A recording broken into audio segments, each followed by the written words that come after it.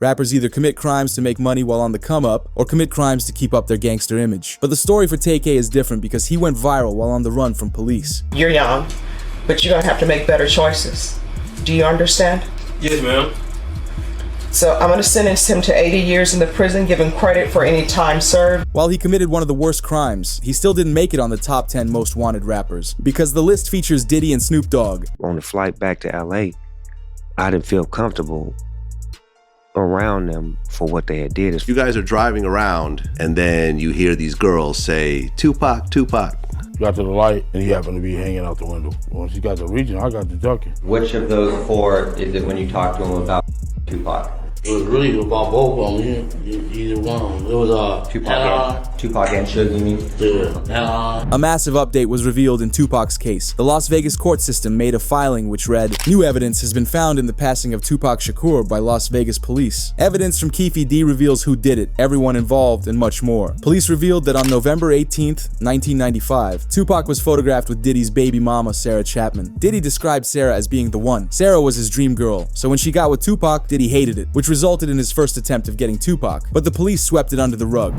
I believe so. I do believe so. I have proved things that I could say that will back up my claim, but this is not for the world to know about. You know what I mean? It's between me and him, and only he knows. So every time he say it didn't happen, or that's the only thing that makes this become an issue to everybody. I was acting. Who gets shot 5 times in acts? Oh, I didn't get shot 5 times in A Vision. I only got shot once because they found the bug. The police found him, but now they the cops. Now they doing detective work. With his first attempt being a failure, he tried again. In the Diddy trial, it was announced, former cop claims Diddy had Tupac dealt with for $1 million. Suge retaliated, having Biggie dealt with. Diddy hired Keffe D to get Tupac. Then after 20 years of walking free, when the police finally arrested Keffe D, he did an interrogation. He didn't know he was being recorded when confessing Diddy was the lead man of the crime. On all four of those occasions, there's San Diego, Anaheim, Irvine, and Vegas. Which ones do you actually talk to Puffy at? Every one. Every one of them. Which of those four is it when you talk to him about Tupac? It was really about both of them. Either one. It was Tupac and Suge, you mean? Yeah. This was followed up with Diddy being confronted about it in an awkward interview. Now, it was this documentary that claimed, which we know wasn't true. Yeah, check this out. We don't talk about things that are nonsense. We don't even entertain nonsense, my brother. So we're not even going to go there, with all due respect, but I appreciate you as a journalist asking. Thank you. Because you, listen, 7 years ago, I'd have been like, yo, did you hire somebody? But no, you do it like a journalist. Yeah, no, I mean, we wouldn't even get into nonsense like that. You know what I'm saying? It's nonsense. Which we never believed, by the way. Yeah, thank you. As during the Diddy trial, he was questioned on his involvement. The news wrote, Diddy faced questions about his alleged role in Tupac's passing after being mentioned 77 times. As Keffe D, the hired hitman of the crime, said everything was Diddy's wish and that it was easier than he thought. Even a writer wrote, Jeff Pearlman, who wrote the Tupac biography, claims Tupac wasn't as tough as he portrayed and was just playing a role. As he said, he couldn't protect himself and didn't even know how to use a firearm. Because he died because all these guys sold him this lifestyle idea, but he wasn't it. He couldn't fight. He had no athleticism. He didn't know how to shoot. He wasn't that guy, but he started to believe it. He method acted it. 100% method acted it. This got attention of news headlines fast, as we saw a video of 50 Cent calling out Diddy at a concert, where he claims that Diddy had Tupac dealt with. I hate when they leave me to talk because I always say the wrong thing. Last time they left me, I said something about Puffy. So that clip. Yeah! I gotta stop doing that. I've been talking to a therapist trying to help me with the I'm saying. I said crazy no reason. Oh wait, maybe I said it about Puffy because he got Tupac killed. But when you investigate further in the police records, it proves Diddy didn't act alone. A new report wrote, the reinvestigation of Tupac's passing is revealing new names and evidence of those involved. The new name is Suge Knight. Interestingly enough, Eminem, who knows a lot of behind-the-scenes stuff in the rap industry, called out Suge for being responsible. As he said, I'm holding Knight responsible for the passing of the two greatest rappers to ever grace the face of this planet. If only the late Christopher Wallace could talk, he could tell you himself. I'm holding Knight responsible for the passing of Ja Rule or anyone else with the row, which includes Tupac, as he was a part of the the row. But a new detective known as Russell Poole took the case on and suspected Knight arranged Tupac's passing before he could exit the label. They believe Knight framed the rival blue team to throw off investigators. When we're talking about the Blue Street team taking people out, it's hard not to involve the most famous one, because it seems like Snoop Dogg might have had a bigger involvement in the case than most people know. He hopped on a podcast a couple years ago and explained how he was supposed to be in the car with Tupac on that night. However, he decided against it the day before. With Tupac, though, in regards to Tupac, I heard a story, did you give him different advice that night on where to go? I didn't give him no advice. Right. We wasn't seeing eye to eye. Right. So saying during the Tyson. Yeah, this incident that I'm explaining to you right now was the day before that. Okay. So when they got to Vegas, they went their way, I went back. I mean, when we got to LA, they went to Vegas and I went home. That's why I wasn't in the car with them. This could be due to Tupac and him having a heated exchange a couple days prior to Tupac's passing, as they suddenly went from best friends to being on bad terms. The last time me and Tupac was on the same page, and I did an interview with Angie Martinez, and she asked me how did I feel about Puffy and Biggie, and I told her that I like their music and I want to do music with them.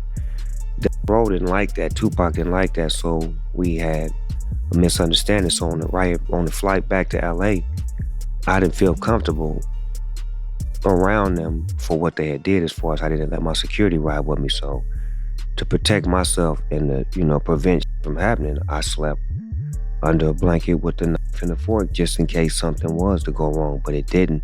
But with them having an argument and splitting up 72 hours before the crime, it was suspicious. When you take into account that Snoop Dogg was tapped into the streets 2 decades ago, it's possible he got word that someone was after Tupac. With Snoop not wanting to be involved, he could have avoided being with Tupac for that reason. But Snoop spoke more about Tupac disliking him before he passed. It seemed like Snoop wanted to be cool with Biggie, but Tupac hated him for it. I say a week before he died, we was best of friends. 2 days before he died, I don't think he liked me. Why? Because we was in New York. Oh, yeah. And it happened. New York, they shot at me and did all kind of shit to me, like just the worst you could think of. And I forgave him. And went and did an interview and was asked, how do I feel about Puffy and Biggie? And I was like, I like them. I want to do some music with them. And that just rubbed Cuz the wrong way, like tried to me, out at you, and you talking about you want to do a song with them. I wasn't thinking about his emotions. I was thinking about the way I felt at the time.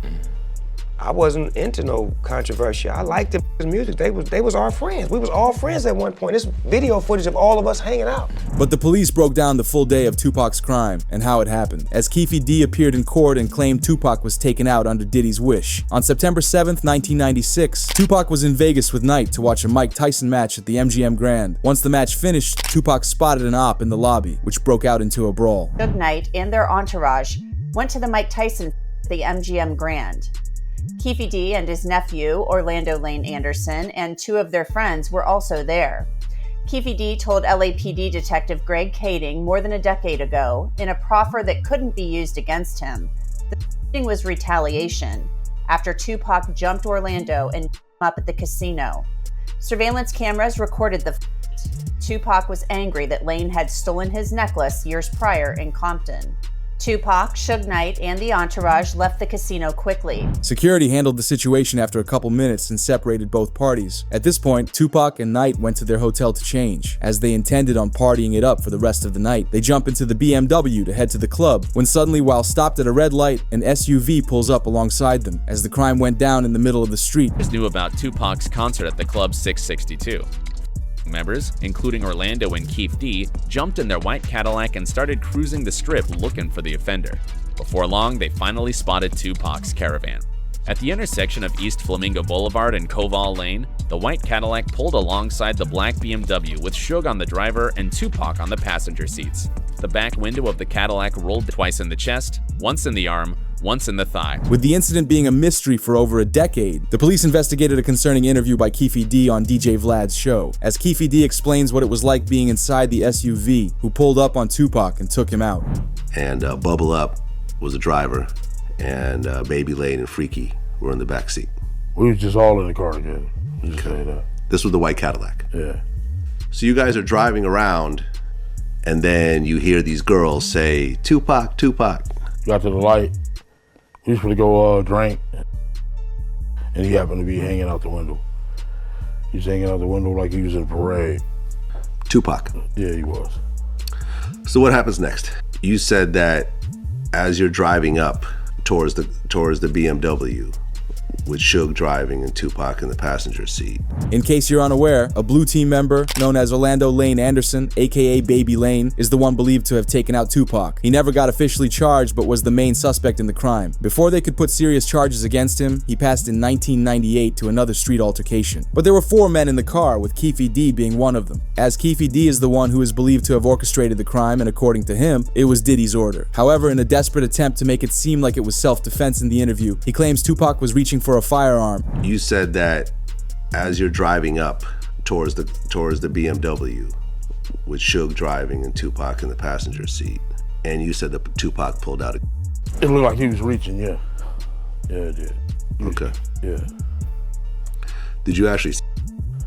No, once he got the reaching, I got the ducking. So someone from your car... That's what happened. ...started at Tupac and Suge. It can't really be proven if Tupac was actually reaching or not, but let us know what you think. Maybe it's possible Tupac recognized them from the MGM Grand and knew something was about to happen. Something that would puzzle a lot of people was how Keefe D got interviewed shortly after the crime. He went in and spoke with detectives on the situation, but never got charged at the time. Lane starts. You say Suge looks over, he sees you. He looks right at you. Yeah, he looked at me. Okay. When he looks over at you, and then Tupac's busy getting. Evidently, the story is Tupac's trying to either get out of the back seat or something. Yeah. What do you see happening inside of their car? I seen him going Suge head. I thought he was. So Orlando was across Dre. He leaned over on the window. We rolled down the window. During the police's investigation, they also found Keefe D's reaction to Tupac's passing. Yeah, I hate that happened, dog. I really do, man. Cause it took a lot of people's lives, dude. I hate that happen. Promise to God. I feel that was wrong, man. It was just purely wrong. You know what I'm saying? I wish it had never happened. You know what I'm saying? That's my opinion on it. It never happened, dude. Although the files for the passing continue to get weirder the more you look into them, as there's a small section that covers how Tupac might be alive. While it sounds crazy, one former officer revealed how Tupac was an industry plant. The feds placed him there to try stopping the beef between the red and blue street teams, but it didn't work. Well, it turns out when I talked to Tupac's longtime mentor, political mentor, former Black Panther Chokwe Lumumba, who was his first business manager, he's told me, I basically asked, well, was Tupac only pretending to be in order to appeal to gangs and politicize them? And he said yes. And that was part of his thug life agenda that he came up with his imprisoned stepfather, Mutulu Shakur. And so Tupac was just using that in order to get the and the leaders to call peace truces, first in Los Angeles, then throughout California, and then throughout the country. And that was why he was pretending to be this type. And really, he was just an intellectual prodigy. With the plan not working, he passed shortly after. With it revealed he was an industry plant, people wonder if his passing could have been covered up, as one interview from a rapper named Treach was very interesting. Tupac and Treach used to be close friends and made music together. Keep in mind this interview happened in 2010, but Tupac passed back in 1996. Treach is being interviewed before a show, and he answers questions like normal. However, the cameraman puts the camera down, signals that he stopped recording, and asked about the last time Treach saw Tupac. You'd think if you were asked about one of your closest friends who passed 14 years prior, you would step back and question why the interviewer would ask that. Treach doesn't hesitate and instantly says he last saw him in Cuba. Overall, the clip is extremely strange. So if you ain't ready for it, get on the sidewalk. One last question.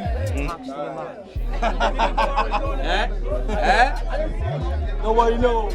Y'all good? Yeah, we good. Thanks a lot, man. Last time I saw him, he was in church. Only 3 weeks after Treach said this, a video was posted to a news website which claims they found Tupac down in Cuba. The footage is blurry, but the man looks like Tupac. Look, zoom in. That's Pac, man. He with the outlaws. And Reg from Hollow Back, just trying to be friendly and get autographs.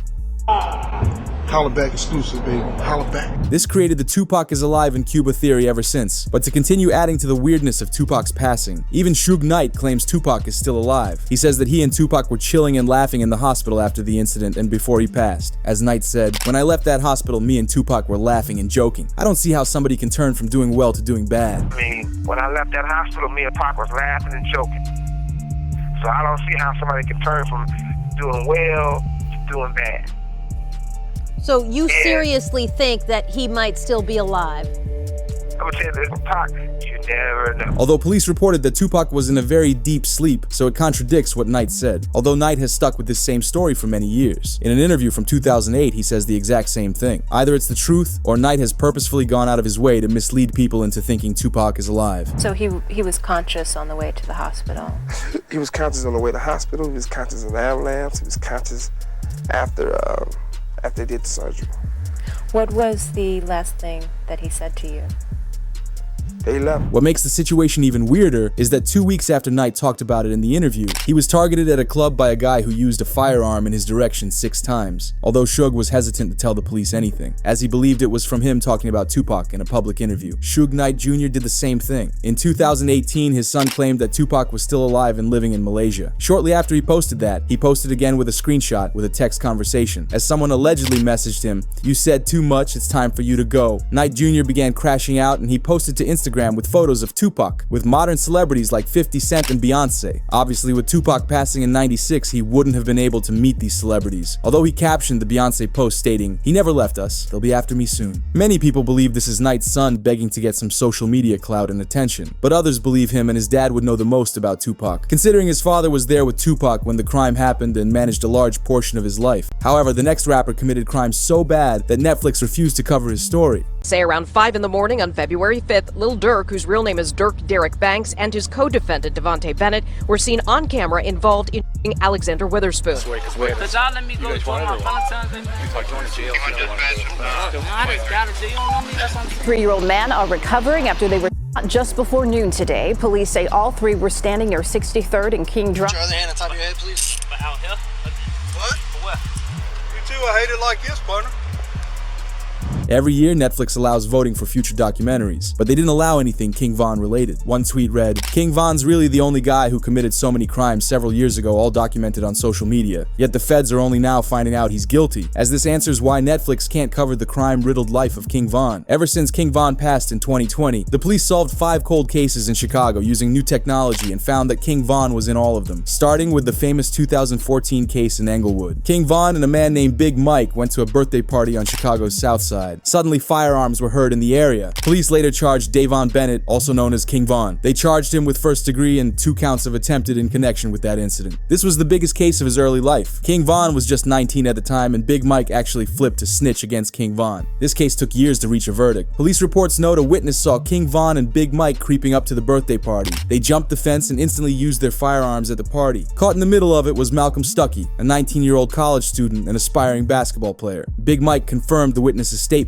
When trial finally came, something unusual happened. King Von and Mike were tried at the same time, but not together, meaning the prosecutors had to prove their case to 2 separate juries. By the end of the 2 cases, the outcomes were different. Big Mike was found guilty of aggravated battery with a firearm tied to one of the survivors, and later got it reduced on appeal. King Von was found not guilty on every charge. The judge noted Bennett was acquitted of all charges. He walked out a free man, and it changed his life for the better. In 2020, King Von released a song which spoke on the case, as he dissed Mike for snitching and revealed the truth. Interestingly enough, Von used this case to show how hard he truly was. While being arrested for a separate incident, he told the cops about how he just beat a case. I cuffed him this way because y'all let me go to my Valentine's Day. You talk going to jail. I just got a deal. You don't know me. That's what I'm saying. What were you like up for? Like a body and 2. I'm sorry. You want it? You gonna have it. While this was great for King Von and his fans, it only led to him committing more crimes that he got away with. King Von's 2019 case would have put Lil Durk in prison if he didn't pass. In February 2019, a man got hit up near a restaurant in Atlanta known as The Varsity. Jewelry, cash, and a Jeep was taken. Through local security camera footage and anonymous tips, the feds charged King Von and Durk for the crime. As a detective testified, that video shows Lil Durk firing from a moving vehicle and puts King Von in the car with him. As police body cam footage caught the moment King Von was arrested for the crime. Put your other hand on top of your head, please. Out here? What? What? Atlanta? Yeah. Oh. Just stay simple. We're gonna just change it. You too. I hate it like this, partner. You ain't never give me no hard time. Hey, man, when you can't explain to your aunt, man, like it's not. We don't know what your case is. We just people that come pick you up. Right. A week later, they both received bond, as Dirk bonded out for $250,000 and Von for $300,000. With King Von later passing in November of 2020, it completely changed the case, as it was held at a standstill for nearly 2 years. In October 2022, Fulton County prosecutors dropped all charges against Dirk, as they quoted it was in the interest of justice. This is mainly due to King Von's file never getting to a jury. The case would have normally gone to trial in 2024, but with King Von gone, they assumed him to be responsible and let Lil Durk off for free. But new disturbing information has Lil Durk ordering the hit of King Von, because there's a member of OTF named Vonnie. He's currently snitching against Lil Durk in another case that's ongoing. However, Vonnie's father revealed in an interview that Lil Durk supposedly backdoored King Von to prevent the varsity case from going to trial. I know how it sounds, but this new evidence lines up perfectly. I'm gonna give you this. It's a backdoor and I got all the pieces. That's all I'm gonna tell you. As Durk asked Vonnie, is it open? Vonnie told him it's off the hinges. Wait.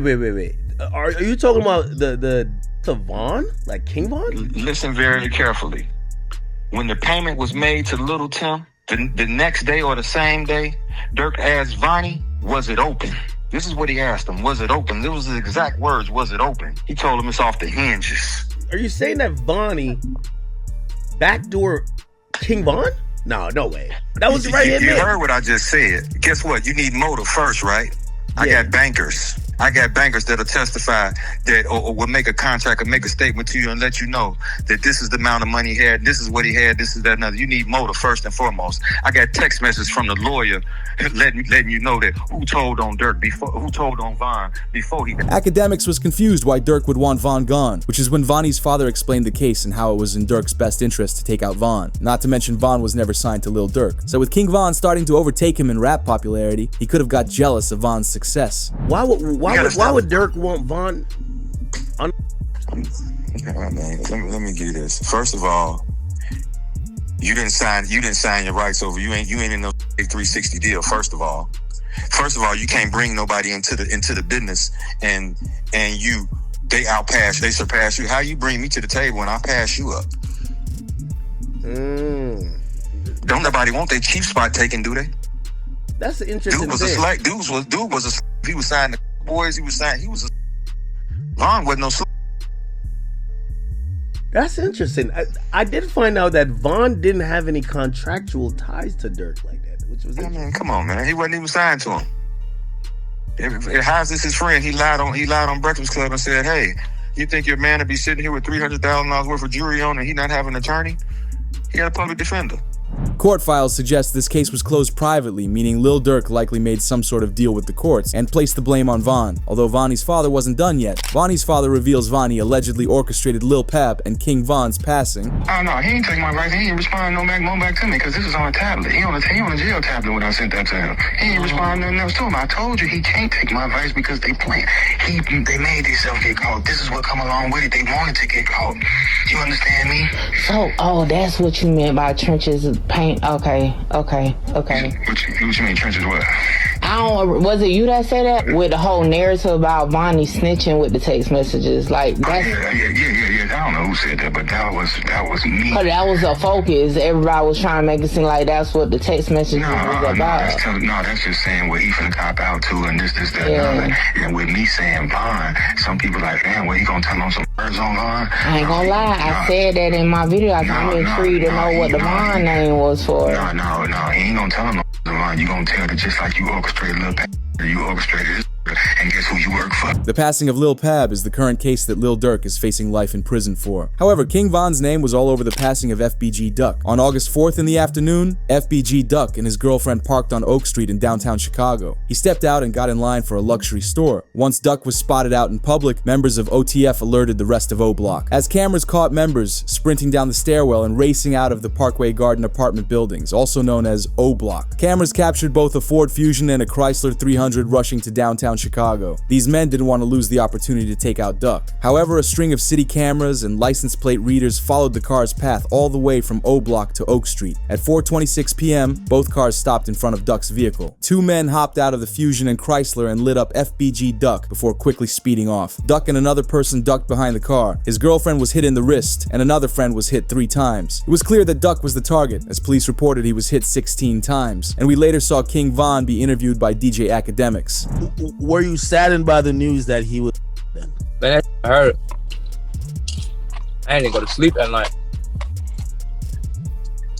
I can't believe it. Hold on, man.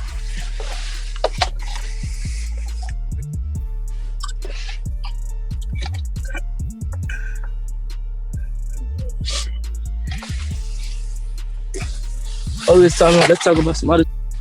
Investigators counted 38 shell casings at the scene. For a long time, no arrests were made in connection to the crime. That was until detectives tracked the cars all throughout the city. The craziest part was that the O Block members didn't care one bit. Right after they finished the hit, they drove back home and parked their cars like normal. They figured the crime would fly under the radar like a lot of other Chicago hits. However, with it taking place in Chicago's luxury shopping spot of the city, they had to find who was responsible. Later on, the O Block 6 were arrested, consisting of C, Kenny Mac, Los, C Thang, Muop, and THF Teasy. All of these guys had something in common. They were all gifted diamond chains from King Von, which led prosecutors to believe King Von spent the $128,000 on the pendants as rewards for the crimes each member did. On August 14th, just 10 days after Duck's passing, Icebox released a video of King Von buying the chains. Later evidence came out in January 2023. The Chicago Sun-Times reported that police records from weeks after the incident contained an informant who claimed Duck had a price on his head. The informant stated someone from the Black Disciple Street team offered $50,000 for Duck, which later increased to $100,000. In 2024, trials for the suspects that took out Duck were held. Obviously, there was never a full-on announcement about King Von's involvement since he had passed only months after Duck did, but he's believed to be the one who ordered it. However, the updated evidence of cases against King Von weren't the only things released to the public this week. His own actual file how he passed was released. In these files, it begins with the police being told by a nurse at the hospital that King Von was alive in the hospital after making it through 2 surgeries. However, while he was waiting on a 3rd surgery, he suddenly passed when someone walked in the room and startled him. And Von made it through 2 surgeries.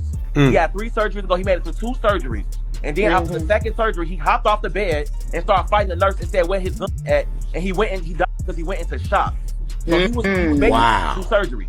How hours later, Kayla know he fought the nurse. She the one told me that. His mama didn't even know that. How you knowing what's going on inside the hospital? Because she was there at the hospital. To add on to the conspiracy that Dirk ordered King Von's hit, one of Von's close friends named Balo spoke about how Von's hired bodyguards completely left the scene once the brawl broke out. His security guard let him walk. You get paid he get paid to protect. How the you let him walk over? In fact, you ain't supposed to let him fight. He ain't supposed to be touching nobody. Security guard, if anything, you make sure Quando them leave. Whoever else they was with, you make sure they leave. How you let him walk over somebody that's the reason y'all here, the reason everybody in this parking lot here, because this man right here making the money and y'all his entourage. But that security guard, it's something fishy with him. That's why he deleted his Instagram. I definitely feel like it's foul play. I don't know where it's coming from, but I definitely feel like it's some weird shit going on. The police body cam footage shows Von's friends, but not one single bodyguard. But to understand it all, we need to review the police file on King Von's passing, as they detailed how the entire night went down. On November 5th, 2020, Von and his crew were headed to a club to celebrate his album's release party. The night was supposed to be a massive celebration for King Von, but no one knew it would be so short-lived. With King Von having a troubled past, he knew the risks of being out in public, which is why he had the best security out of nearly any rapper and had a crew of 20+ members with him. Even Von's manager spoke on the extreme measures he took regarding security. I travel with one security that moves with Von, and he traveled with 2 more security. You know what I'm saying? Von traveled in a proof truck, and not only that, his guys are security, man. He travels with 10 to 15 guys daily. They protect and love Von more than any security would. I think we're about 8-10 cars deep, 20-25 on entourage.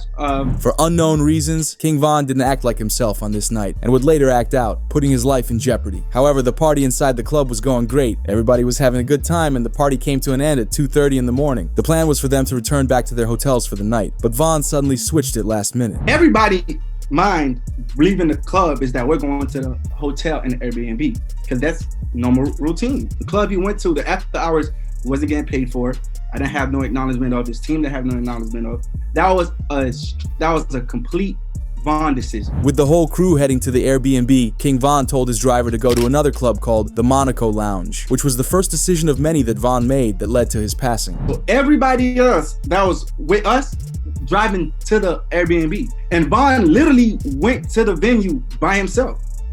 We got a call later from people in the car, like, hey bro, we here by, matter of fact, I think from his DJ was like, hey bro, you know we here by ourselves, like where you guys at? And everybody rerouted to that venue. For an unknown reason, the people in Von's truck didn't notify the rest of the team until they got to Monaco, so the rest of them turned their cars around and headed for the new club. Thankfully, the team made it there in time, but his manager knew something was wrong. He noticed that Von wasn't happy. Typically, he'd be energetic and outgoing, but he was quiet and sitting in the back of his truck on his phone. For some reason, Von wasn't himself. This man is like, I promise you, the best artist I ever moved in my life. For some reason that night, it was off. Like, he stayed in the car for like 35 minutes. His manager finally got him to agree to go into the club after 30 minutes. However, with Von's security protocol, they sent in a couple guys first to clear the club and make sure it was safe. I went to the car he was in. I was like, yo, Von. Went inside the passenger seat. I'm like, yo, Von, bro, what's going on? Like, everybody here waiting, let's go. He was like, all right, let's go. We're telling security, hey, it's time to go in now. Von's ready. You know what I'm saying? We've been here too long. Let's go inside the club. They check the venue, go inside, check the outside, make sure there's no... They never expected the real danger would be out in the parking lot, because while some of his team is clearing the club, another member is just walking around outside. Suddenly, he noticed Quando Rondo and his team were sitting in a white SUV, so he immediately went to tell King Von. In case you're unaware, King Von and Quando Rondo's teams had been beefing for months leading up to this encounter. There was a lot of animosity towards each other. Now, right before we go inside the club, one of his homeboys, he came to the car and said, hey, so-and-so's here. And Von just jumped up like, oh, come on, let's go. Once Von found out, he jumped up instantly and wanted to confront Quando. It's the reason you see King Von in the white outfit walk in front of Quando's vehicle to go after him. Von's team tried to calm him down, but it didn't stop him. He jumped out the car. By the time Von jumped out the car, I don't even think he knew where so-and-so was. He just jumped out the car. He bumped into so-and-so. As soon as he bumped into so-and-so, started brawling. After the brawl was going on for a couple seconds, Quando's friend Lil Tim decided it was enough. It was completely unnecessary in the moment since they could have just split the two up, but Tim came out from the backside of the white car and hit King Von multiple times with a firearm. Tim also hit Von's manager once in the leg on accident. Some of Von's members were strapped, so they retaliated on Tim, which led out to a huge altercation in the middle of the street. The noise of clips rang throughout the city, which alerted off-duty officers to the scene, as they joined in and ended one of King Von's friends in the process. While this all happens, King Von and Quando Rondo lay beside each other on the street. People online believe Quando was trying to snatch Von's chain before fleeing the area, but Von's manager believes Von was holding Quando there to shield himself. And was he trying to take Von's chain, or? Honest truth, I don't think V-Roy had no jewelry on, and from the people that was a little bit closer, Von was actually holding onto him like, man, you ain't going nowhere. Like, you here, like, even through getting, he's that strong. Like, he was literally holding him. With people slowly fleeing the scene and calming down, Quando Rondo and his team jumped in their white car and headed for the hospital. At the same time, King Von's team were rushing to save him. His close friend Muop ran out into the street, picked up Von, and brought him to the getaway vehicle. They sped to the hospital, and in the meantime, King Von was assuring everybody in the car that he'd be okay, which shows how much of a leader that King Von was for his team. When he was in the car, I myself wasn't there. The gentleman that was in the car with him was panicking, and Von was the one that was like, hey, calm down, slow down, chill, I'm gonna be good, just get me to the hospital. And honest truth, we all thought that the way he was carrying himself, from that incident, from what I was told from the people in the car, that he would have been fine. However, after having 2 surgeries, he got startled by the nurse coming in and passed away. People close to the situation claim Von was looking for his firearm, but he never had one. This was new information, so people wonder how Boosie knew about the firearm in an interview from 2 years ago. I mean, like you said, the King Von situation, like there was absolutely no reason for Von to be rolling around with that dude. Like, there was no, especially since he had security, like, you know, someone should have jumped in. It should never even. King. I almost feel like, but I almost feel like if all you have real security, all of them is supposed to blast. I feel like they would have been more ready in Chicago. Sad, man, sad. I mean, the whole King Von thing is really kind of hanging me up, over bro. everyone right now. That me up, bro. Cause I like King Von. The news of King Von passing quickly hit headlines. This made national headlines as officials confirmed one of the 3 people was rapper King Von from Chicago, who was here last night with friends. 2 groups of individuals got into a physical altercation. That physical altercation escalated into an exchange of guns. Knowing Quando and Lil Tim were responsible, everyone awaited their interviews to speak on King Von passing, as Quando would say. Whoever on my side, they got kids and a mama that 100% love them. And at the end of the day, bro, all this bull that we talking about is stupid. That could have been handled a totally different way. It could have been handled to the point where a song and $3-4 million could have came out or whatever. Like that could have got handled in a legit way, in a music way. But even Lil Tim spoke, as he's the one that actually did it. No, like shit, I was just protecting my little brother. When you did finally find out that it was King Von who did it, how'd you feel? I was like, damn.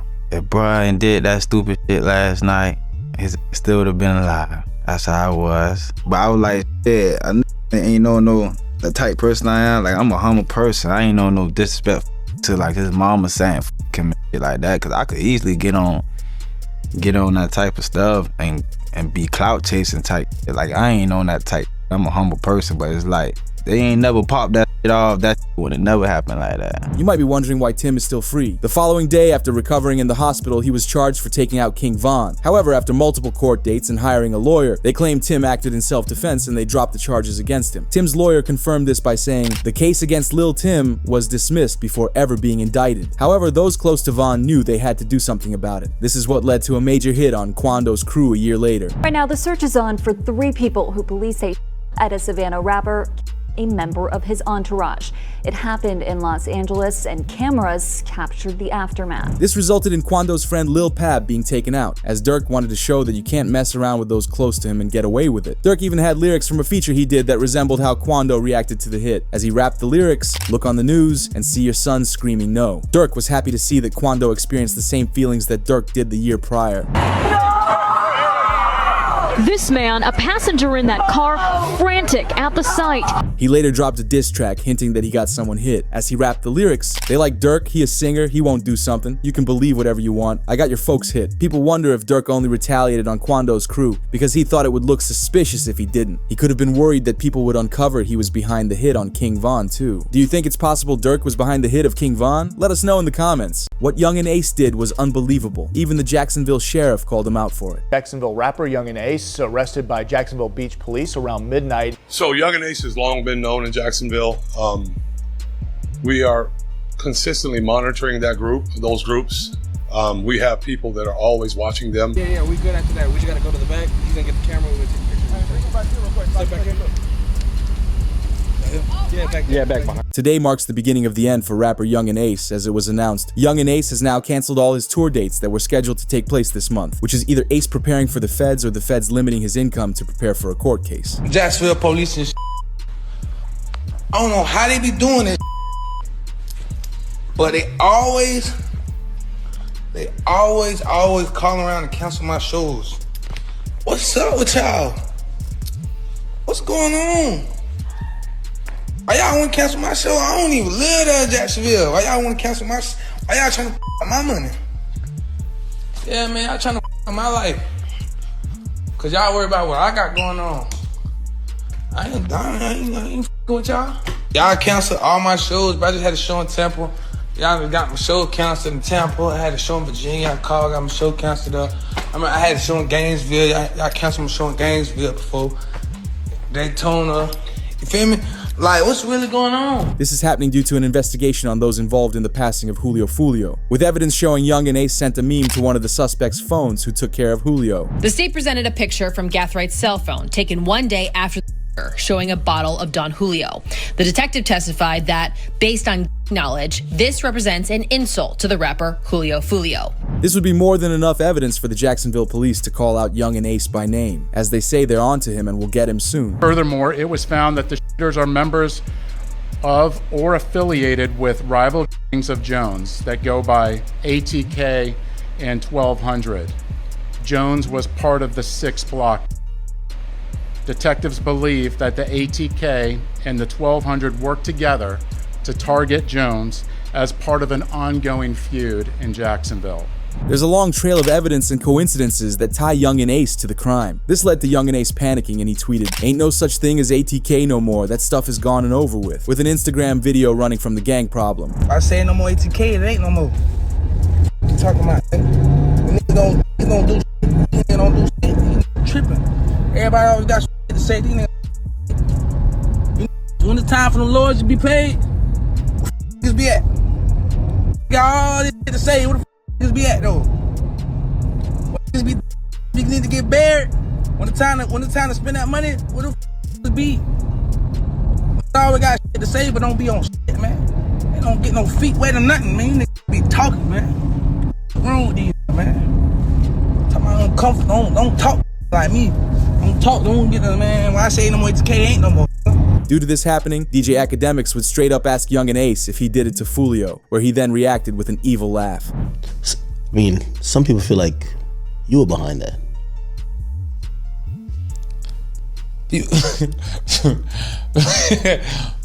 I'm sure, but people feel like I'm behind a lot, but I'm not. I'm not behind.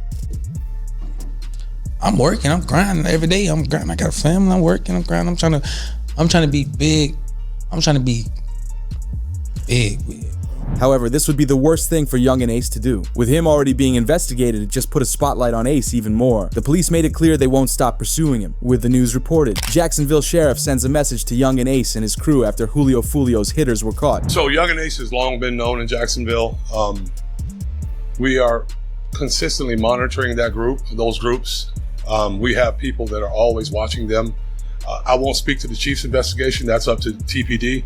We don't have an investigation on him right now, but he can't move around in Jacksonville without us knowing about it. And that's for the betterment of our community. But the police files noted how the day of Julio's passing went down, as they start by saying Julio Foolio, born June 21st, 1998, was involved in an ambush by rival street members in Tampa. It was meant to be a celebration for Julio's birthday, but it had the worst outcome imaginable, as Julio and his crew rented an Airbnb and he posted it to his Instagram. Hey, the pool party start today at 5, 6 o'clock. If you already got the address, pull up, man. You got the address, pull up. If you need the address, DM me right now. The pool party start at 5, 6 o'clock. DM me for the address or DM Foolio Booking ESPN. I'm gonna put it right here. We just got here, bruh. You got to add it. You got to add it, man. Push up. We just got to this bit. Tampa, Florida, man. You already got to add it to the pool party. Push up at 5:30, man. Push up at 5:30, man. We finna get everything right. Push up at 5:30, 6 o'clock, man. The party only lasted 2 hours at the Airbnb, as Foolio recorded and posted parts of the party online, where you see him having a drink with people at the party. Meanwhile, his ops were planning. The biggest mistake Julio made was constantly updating his whereabouts on social media. However, the party got shut down after a complaint was submitted to the police, as they called the landlord of the house and he kicked them out. But this wasn't enough for Julio. He wanted to party more and posted where he was going, as he posted a picture of an advertisement for a club that had the address attached. He leaked exactly where he was going and posted more in the club. We can't do it for my birthday, man. Everybody coming up the stairs. No cap, man. You know what I'm saying? You know what I'm saying? We deep as 20 deep. Lit everywhere we go. Julio gave his ops tons of time to plan out the hit, as they scoped out the club and watched Julio's crew partying. Even a street member came out and claimed Young and Ace gave them motivation to do it, saying Ace offered $10,000. Hey, on everything I love, bro. On the dead homies, bro, I put it on everything, on my soul, on my kids. I'm the one that smacked Julio Foolio that night when he got at his birthday celebration, bro. You feel me? I ain't gonna show my face and give my identity away or nothing like that, but you know, I did that, you feel me? It was money on his head, you feel me? I rock with Ace and them boys, you feel me? ATK, you feel me? I be in Jacksonville heavy, you feel me? If you know, you know. But yeah, you feel me? I did that, you feel me? I handled that, cause you know, Ace had that money on his head, you know, Ace had them put that 10K up, told me to slide, told me to cause you know, he got tired of that nigga running his mouth playing all the time, you feel me? So what had to be done, you feel what I'm saying? So I just handled it, you feel me? It was what it is, bro.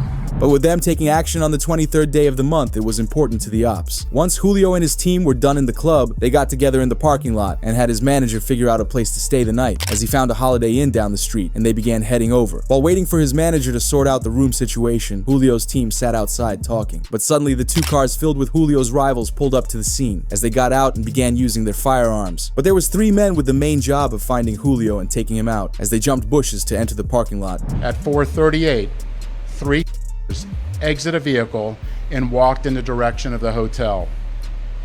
They murdered Jones with a handgun and 2 guns. This barrage of fire also struck 3 additional victims who miraculously survived this incident. Let's look at this video.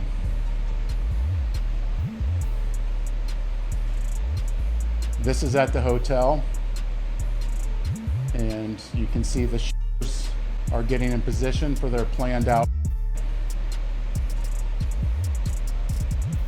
Instead of trying to leave who was behind the hit as a mystery, Young and Ace didn't care. With news reporting, Young and Ace dropped a direct diss track at Julio Foolio after his passing earlier today. Even Young and Ace's #1 man shared an old tweet from King Von which reads, "Game over. We won. Stupid." In Young and Ace's song, he literally remixed lyrics from one of Foolio's songs. In Foolio's song, When I See You, he rapped, "Went out to eat on his birthday. 4 hit, 3 passed in the worst way. He kept dissing on me. Now we hitting 23. Young and Ace took those lyrics and remixed them for Julio's hit, where he rapped, 4 in the car, and 1 of them gone, 3 got hit. Young and Ace and people around him just don't care, because the police found a live stream of Ace with his mother, where they laugh at Foolio. These are my best friends. Hey, chat, y'all know what's going on, though. Y'all stop playing with us, Talib. You talking for the churches, but you know what the f going on, boy, for get on your boy. And we want to get that down. Foolio, Ludio, whatever shit. Cheers. But this led into the news following up. Foolio's mom says she was targeted 8 times and named Young and Ace as the culprit. So now she's a mother. She's not involved. She was a nurse or whatever the case is. This is what I hear. She got 8 times. The police showed up and asked her, "Hey, ma'am, who shot you?" Guess who she allegedly said shot her? Allegedly, she said, "I got shot by Young and Ace." Young and Ace was on some type of supervised release at the time.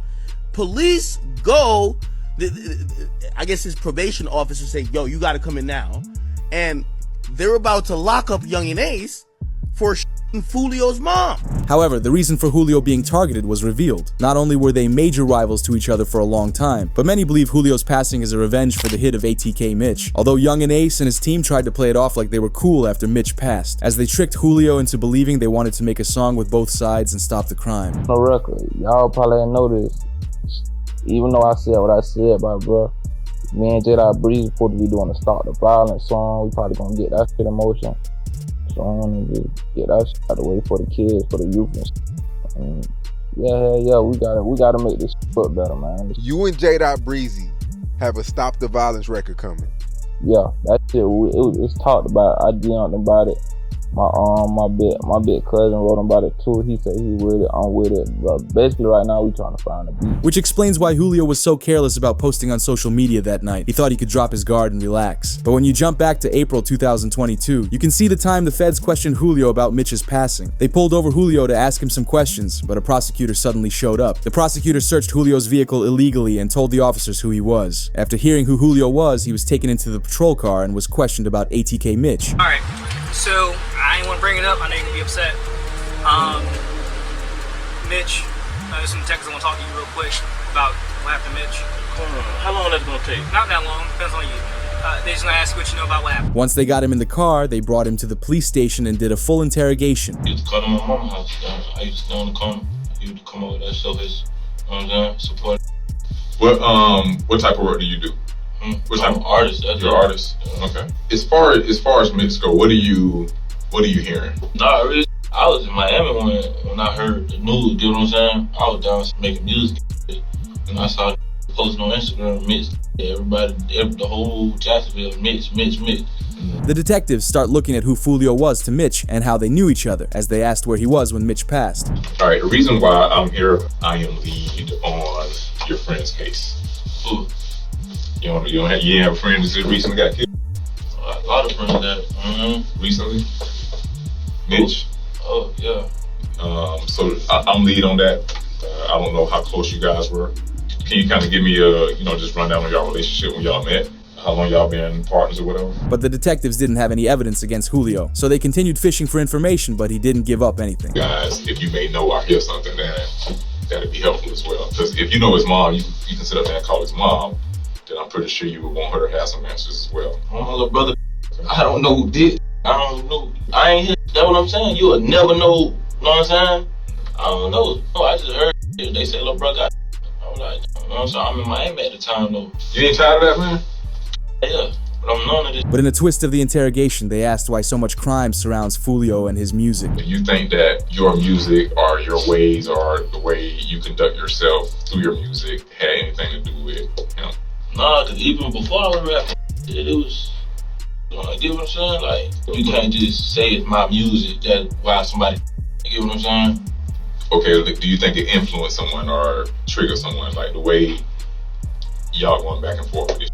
Do you feel that way? Nah, a song can't make no do nothing, bro. But with the feds piecing together that Young and Ace's team got revenge against Fulio for ATK Mitch, they found video of Ace speaking about Fulio recently. It's almost like he's trying to make an alibi for himself, which shows he didn't have hatred against Julio, but it comes off like he's mocking him. What you think about Fulio thing, cuz? That's sad, twin. I ain't gonna lie, bro. Y'all boys in the street, y'all didn't leave the streets alone, twin. All condone is that, but y'all just gotta stay. Y'all gotta. It's so funny, cause me, bro, like we cool, like we was cool and shit, you feel me? Me and him, like we cool. I was just so funny. I was just talking to them. I'm like, bro, you gotta stay out the way, bro. You know, love y'all here, like stay out the way, real shit. Like, you know, I with your real shit, stay out the way. With this in mind, the police dropped new evidence relating to Young and Ace paying 5 hitmen. From Alicia, Isaiah, Sean, Rashad, and Davion, the feds believe Ace hired them for the crime. DJ Academics knew more before the police did, and he told Ace in an interview that he was next. Wack 100 recently spoke about you, and he says, you're next. Why would you say that, bro? Why would you wish that for me? Well, I don't know if he was wishing that. I think he's just thinking about, like, you know, in terms of, you know, people want to get the target, like the high profile target, and if Fulio is out of the way, now they're like, well, the only way to make another thing is you. Why wish that on me, bro? Man, bro, I've been living my whole life. I'm letting you get up on. I'm not letting nobody get up on me. So I don't.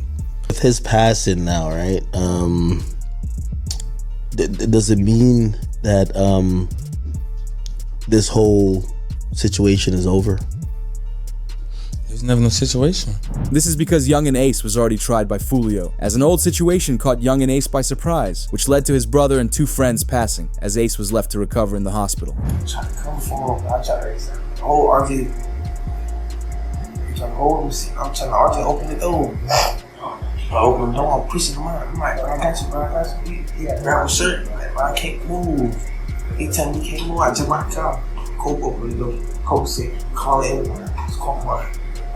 But the police made a statement on what caused everything to happen, revealing that it's all because of the music, as it leads them to be hungry for money, which motivates them to create drama and crime to get more attention. The drill rappers. You have drill down here. Oh yeah. I thought that was a Chicago thing. No, man, it's down here too, man. And the thing about it is, we like to run them out of town. Like, there's a couple of them that they know they can't live here anymore. There was a particular song, was Vanessa Carlton? What's the name of that song? It's real catchy, everybody likes it. Yeah, 1,000 Miles. They sampled her song, and then they made a song, a rap to it. And they were talking about people that had actually been in Jacksonville. About 5 or 6 of them, right? They named in that song? They did name it, yes. But that's what drill rap is. It's nonsense, but it's impactful because they're talking about people that have actually been, those people have parents, they have mothers, they have fathers, they have brothers and sisters that feel the effects of what's going on, and they think it's a joke. Meanwhile, a rapper the feds wanted for years was Lil Durk, and they finally got him. We want to begin now with some breaking news. Rapper Lil Durk is charged in a for hire plot. Lil Durk's real name is Dirk Bank, and he is from Chicago. This is his mugshot from Florida, where he was arrested last night. The new charges against Durk will be added to his prison sentence. This is because the new evidence they want to use against Durk started in a group chat, making it obvious who the snitch is. It reads, Durk is facing allegations from federal prosecutors that he put hits on O-Block members for not retaliating for King Von. Prosecutors plan to introduce testimony from a witness who claims Durk gave the orders. In the evidence files, it reads, Durk feuds with Mona Duke over belief that members were not properly retaliating for King Von Von's passing. Whack 100 reacted, revealing the truth of the snitches going against Durk. To life by basically saying he's guilty of for hire, and the only thing that, like, yes, some of these things look suspect. Why'd you go there? Why are these people going there? Why'd you send this message? But nothing. There's no message that they got that says where Durk says y'all that Quando yet. Nothing says that. You missing the point. Okay. They got a witness already cooperating on that. Been had one. We just ain't seen what they said. It's 3 years. One of the cooperating. Yeah, that's true. Yeah, so that's co-conspiracy. Yeah, I don't know. You don't need too much more than that. One of the is cooperating. Then in the paperwork, you got the conversation. They say they had it in and out. The other 2 was figuring out how they getting paid. Although new concerning evidence was revealed, feds believe Durk was behind the attempt of Quando Rondo in 2021 at a gas station in Georgia. In the evidence files it reads, Durk raps, "They're on my page like Slide for Von. I know they trolling me." But later in his podcast he said, "For some reason, I just don't see them comments anymore. They aren't using the lyrics against Durk, but rather the timing of the song's release," as it matches up close to when the gas station incident happened. While the feds continue to bring the charges, they are actively trying to flip any members of OTF to snitch on Durk and the rest of the team. They're targeting OTF Didi, who is a main guy in Durk's operation. But we just heard that Didi is trying to remove himself from the case. And that's what Didi did. He's basically saying all this evidence y'all got against Durk got nothing to do with me. Why you got me charged with Durk? And that doesn't mean he's going against Durk. That just means he wants his case severed. And I'm telling you, if it's severed, it helps Durk. Because one of the main connective tissue to this conspiracy is saying that Durk told Didi to hire. Didi's saying, I ain't get told to hire nobody, and I ain't hiring nobody. What are you talking about? Why would I hire someone? That's his thing. Didi is standing by Durk's side, but his brother isn't. As news reported that Didi's brother is talking to the feds, it left one rapper writing, "Please tell me this isn't real." As the official report stated, the new Ted body cam footage of him begging to snitch against Durk has changed the case. Durk's lawyers submitted paperwork for an extended time on their bond proposal. This has many wondering what Ted said to the feds, because with him being Didi's brother, there's a good chance he knows a lot of valuable information for the feds. The only reason Ted is involved in the case is because the police caught him at a store with a firearm. Really? Dude had a. What about that? A man had a with an extended clip. That's cool though, right? This unrelated incident to Durk could be his downfall. Once Ted was taken to the police station, he instantly began crying as he told the officer he would tell on the people he knows as they entered the station. Come on.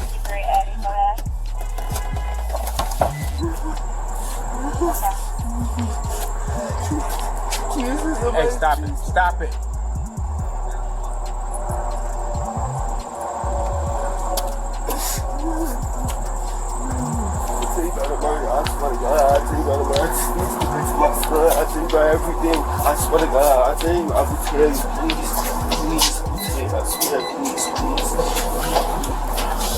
Ted sits in the waiting cell and begs to tell the officer what he knows so he can get out. Wait, hold on. You gotta relax for me, because I can't understand it. Relax.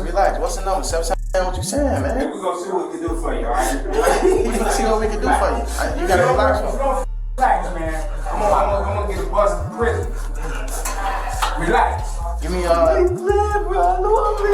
I'm saying, what are you talking about? I'm trying to get that. With Didi being his older brother, fans were confused when the court paperwork included Didi's last name. But we now know that it was Ted who was talking the whole time. But the worst part is that Ted isn't the only one talking, because OTF Vonnie has deep ties in the group and is snitching. Vonnie's file got updated and shows he's no longer in custody of the Bureau of Prisons, which means he got released and is likely at home on house arrest. We actually got the inside scoop from Vonnie himself, because he texted one of his close friends that he was taking a plea deal, but his friend leaked it to the public. As Vonnie texted, "I'm trying to plea out to a 32, which is the base for M for hire. The max is 43, which is life. I'd get -2 points for a plea, -1 point for an early plea, and -2 points for no background, meaning I'll have 27 points, which is 5 to 7 years. I can't go to trial. I don't want them to do me like the other guys," as he refers to OTF Jam by saying he doesn't want to get got like the other boys, but more on that later. In a weird twist of Vonnie snitching, his father wasn't happy. Rather than his father being happy that Vonnie will be home sooner, he got mad and started ratting Vonnie out. As as Vonnie's dad got on a call with DJ Academics and said how Vonnie played a role in King Von's passing. Vonnie's father claims Durk knew what was happening. I'm gonna give you this. It's a back door and I got all the pieces. That's all I'm gonna tell you. As Durk asked Vonnie, is it open? Vonnie told him it's off the hinges. Wait. Are you talking about the Von? Like King Von? Listen very carefully. When the payment was made to Little Tim, the next day or the same day, Durk asked Vonnie, was it open? This is what he asked him. Was it open? It was the exact words, was it open? He told him it's off the hinges. Are you saying that Vonnie backdoor King Von? No way. That was right here. You heard what I just said. Guess what? You need motive first, right? I got bankers. I got bankers that'll testify that or will make a contract or make a statement to you and let you know that this is the amount of money he had, this is what he had, this is that another. You need motive first and foremost. I got text messages from the lawyer letting you know that who told on Von before he died. Initially, it makes no sense for why Durk would end one of his closest friends, but King Von was beginning to overtake Durk in popularity, which could be one reason. But the main point is that Durk and Von still had an ongoing criminal case together. Suddenly, only a couple months after Von passed, it ended in a private settlement, which leads fans to believe that Durk might have placed the blame on King Von since he was no longer here, which got Durk out of the case. Why would Durk want Von? Let me give you this. First of all, you didn't sign your rights over. You ain't in no 360 deal. First of all, you can't bring nobody into the business and they surpass you. How you bring me to the table and I pass you up? Don't nobody want their chief spot taken, do they? That's an interesting thing. He was signing the boys. He was Von wasn't no slack. That's interesting. I did find out that Von didn't have any contractual ties to Durk like that, which was interesting. Come on, man. He wasn't even signed to him. How's this his friend? He lied on Breakfast Club and said, "Hey, you think your man would be sitting here with $300,000 worth of jewelry on and he not have an attorney? He got a public defender." This got fans to look into Durk more, which had a tweet saying, "Since Vonnie's dad leaked that Durk had Von dealt with, it makes me wonder why Durk goes on Instagram Live whenever he's connected to a passing. He went on live the minute when Von, Lil Pab, and FBG Duck passed away. It's believed that in order for Durk to seem less suspicious, he purposefully goes on Instagram Live whenever a crime goes down, as he will be able to tell the cops he was on live stream at that time and couldn't have been involved. Durk wasn't necessarily doing the crime himself, but it doesn't mean he wasn't responsible." We heard more from Vonnie's father as he revealed Vonnie orchestrated Lil Pab and King Von's passing. Oh no, he ain't take my rights. He ain't respond no back to me because this is on a tablet. He on a jail tablet when I sent that to him. He ain't respond nothing else to him. I told you he can't take my advice because they playing. They made themselves get caught. This is what come along with it. They wanted to get caught. You understand me? So, that's what you meant by trenches paint. Okay. What you mean trenches what? Was it you that said that? With the whole narrative about Vonnie snitching with the text messages, like that's. Yeah.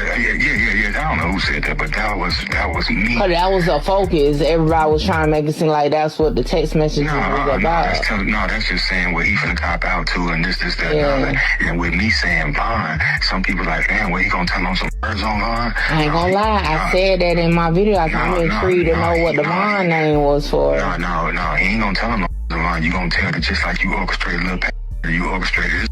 And guess who you work for? Vonnie's father is from the street where if someone snitches, then you can snitch on them. Even Durk's sister-in-law confirmed it by calling Vonnie a rat and snitch. Despite everything looking bad for Durk, it's possible he still gets released. It was announced, Durk has filed a new motion to dismiss based on the vagueness of the second superseding indictment. If it is not dismissed, he requests a bill of particulars which specify the coded language used, the nature of the bounty, the date and time, audience, and circumstance. Because inside the paperwork, Durk's lawyers want the prosecutors to prove where Durk gave a bounty to take out Quando Rondo. They want to know exactly what reward Durk was offering for the hit to be done and when was the exact date and time. In a typical court case for M for Hire, all of this would have been shared by now, which leads Durk's lawyers to believe the prosecutors don't have the evidence to prove the charge. Although a week later, Durk was taken into solitary confinement after an officer found Durk with a cell phone in his jail cell.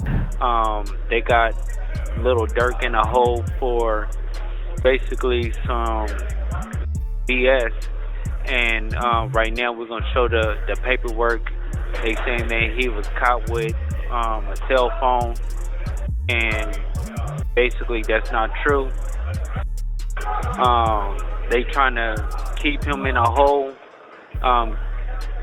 do a lot of things that they shouldn't be doing or whatever, but they trying to make a point because they saying that me and him is privileged and we got so many things going on, and it's a lot of BS. Not only could it be because Durk had restricted items in his cell, but it could be for his safety. As it was previously reported, Durk was involved in an altercation inside jail this morning, which resulted in Lil Baby tweeting, "I don't care about nothing else other than Durk right now, free the bro." The streets connected what happened, and it looks like there was hits placed on multiple members of OTF, as it was reported that Durk's close friend Gleesh passed away around the same time. But this had everyone wondering who wanted revenge against Durk. The most obvious pick was Quando Rondo and his team. They have a long history of beefing with each other. They are the same group who took out King Von, and the charges Durk currently faces is for the hit on Quando's friend Lil Pab. Not to mention, on the same day that Durk was targeted, they released interviews speaking about how they feel about Durk. Rather than showing their anger for Durk taking out their close friend, they try to act all peaceful, almost like they want to show the feds that they don't want no issues, but behind closed doors might have ordered the hit. To know, like, shit, I was just protecting my little brother. When you did finally find out that it was King Von who did it, how'd you feel? I was like, damn, if Brian did that stupid shit last night, he still would have been alive. That's how I was. But I was like, shit, I ain't no the type person I am. Like, I'm a humble person. I ain't no disrespect to like his mama saying him shit like that, because I could easily get on that type of stuff and be clout chasing type. Like, I ain't on that type. I'm a humble person, but it's like, they ain't never popped that shit off. That would have never happened like that. Quando Rondo said something similar in his own interview, saying he wishes it was handled differently. Whoever on my side, they got kids and a mama that 100% love them. And at the end of the day, bro, all this bull that we talking about is stupid. That could have been handled a totally different way. It could have been handled to the point where a song and $3-4 million could have came out, or whatever. Like, they could have got handled in a legit way, in a music way. As it definitely doesn't seem suspicious that two of Durk's ops posted interviews on the same day he was targeted. Another reason they acted so fast was because they were worried that Durk might have gotten released. Words from Durk's father have Durk being released on bond. With this being his third attempt, his lawyers made an offer so great the judge can't refuse it. I just left the courtroom for the bond hearing for my son, at least for the third time. This time it was very fair. The judge was very fair. He wasn't pro-prosecutor, he wasn't pro-defense, but he was pro-justice. So he listened to all the evidence, and he's gonna give a ruling in the next few days about what his position is for the bond. But we were very pleased at how it turned out. So continue, family, friends, and fans, continue to keep us in your prayers, and we thank you. And inshallah, God willing, this be victorious for us, that we have a good ruling in our favor. This got the prosecutors to drop their lyric evidence against Durk, as it didn't stand up in court, which got a report to come out saying Durk's court hearing had the prosecutors telling the judge they are throwing away evidence against Durk, but they read it out loud in the courtroom, as it had the lyrics of, "Told me they got an addy, they got the location, go. Look on the news, see your son screaming no." Right now, the search is on for 3 people who police say at a Savannah rapper, a member of his entourage. It happened in Los Angeles, and cameras captured the aftermath. This man, a passenger in that car, frantic at the sight. This painted Durk in a very bad light in the courtroom just before his bond hearing, which had Charleston White saying, "This is a real victory. Now that demonic force was a dark force. It was a dark energy. I think we now finally get to put that fire out. I don't think we'll hear drill music ever again. I don't think drill rappers would ever be celebrated ever again. Down goes the drill. So this is a victory for law-abiding Americans who like hip-hop music but don't like the killing part of it." Charleston made it clear he doesn't want Durk released, but a lawyer believes Durk has a decent chance of getting bond after the prosecutors dropped evidence. The other allegation they backed away from, which is huge, it shows the weakening of the case. Previously, the prosecution had alleged that Durk paid the bounty for the through one of his co-defendants, and they named the co-defendant. Now they've backed off that allegation. They're not actually saying that Durk paid the bounty through the co-defendant or anyone else. And the fact that they're not saying that suggests that previously they thought they were going to be able to prove that he paid the bounty through this guy, and now they know we're not going to be able to prove that he paid the bounty through this guy. And we saw Durk's lawyer call the charges a joke in this interview. The case is as follows. So there was an indictment that did not name him, right? it named others, and then there was an unindicted person. And then 3 weeks later, that indictment was what's called the first superseding indictment, and it does name him. The indictment was identical, except the unnamed person now became Dirk Banks. And this is the really important part, Act. The second indictment, what's called the first superseding indictment, only had one new fact. It had one new fact, and that was it alleged that there was a video by Dirk that celebrated and monetized this.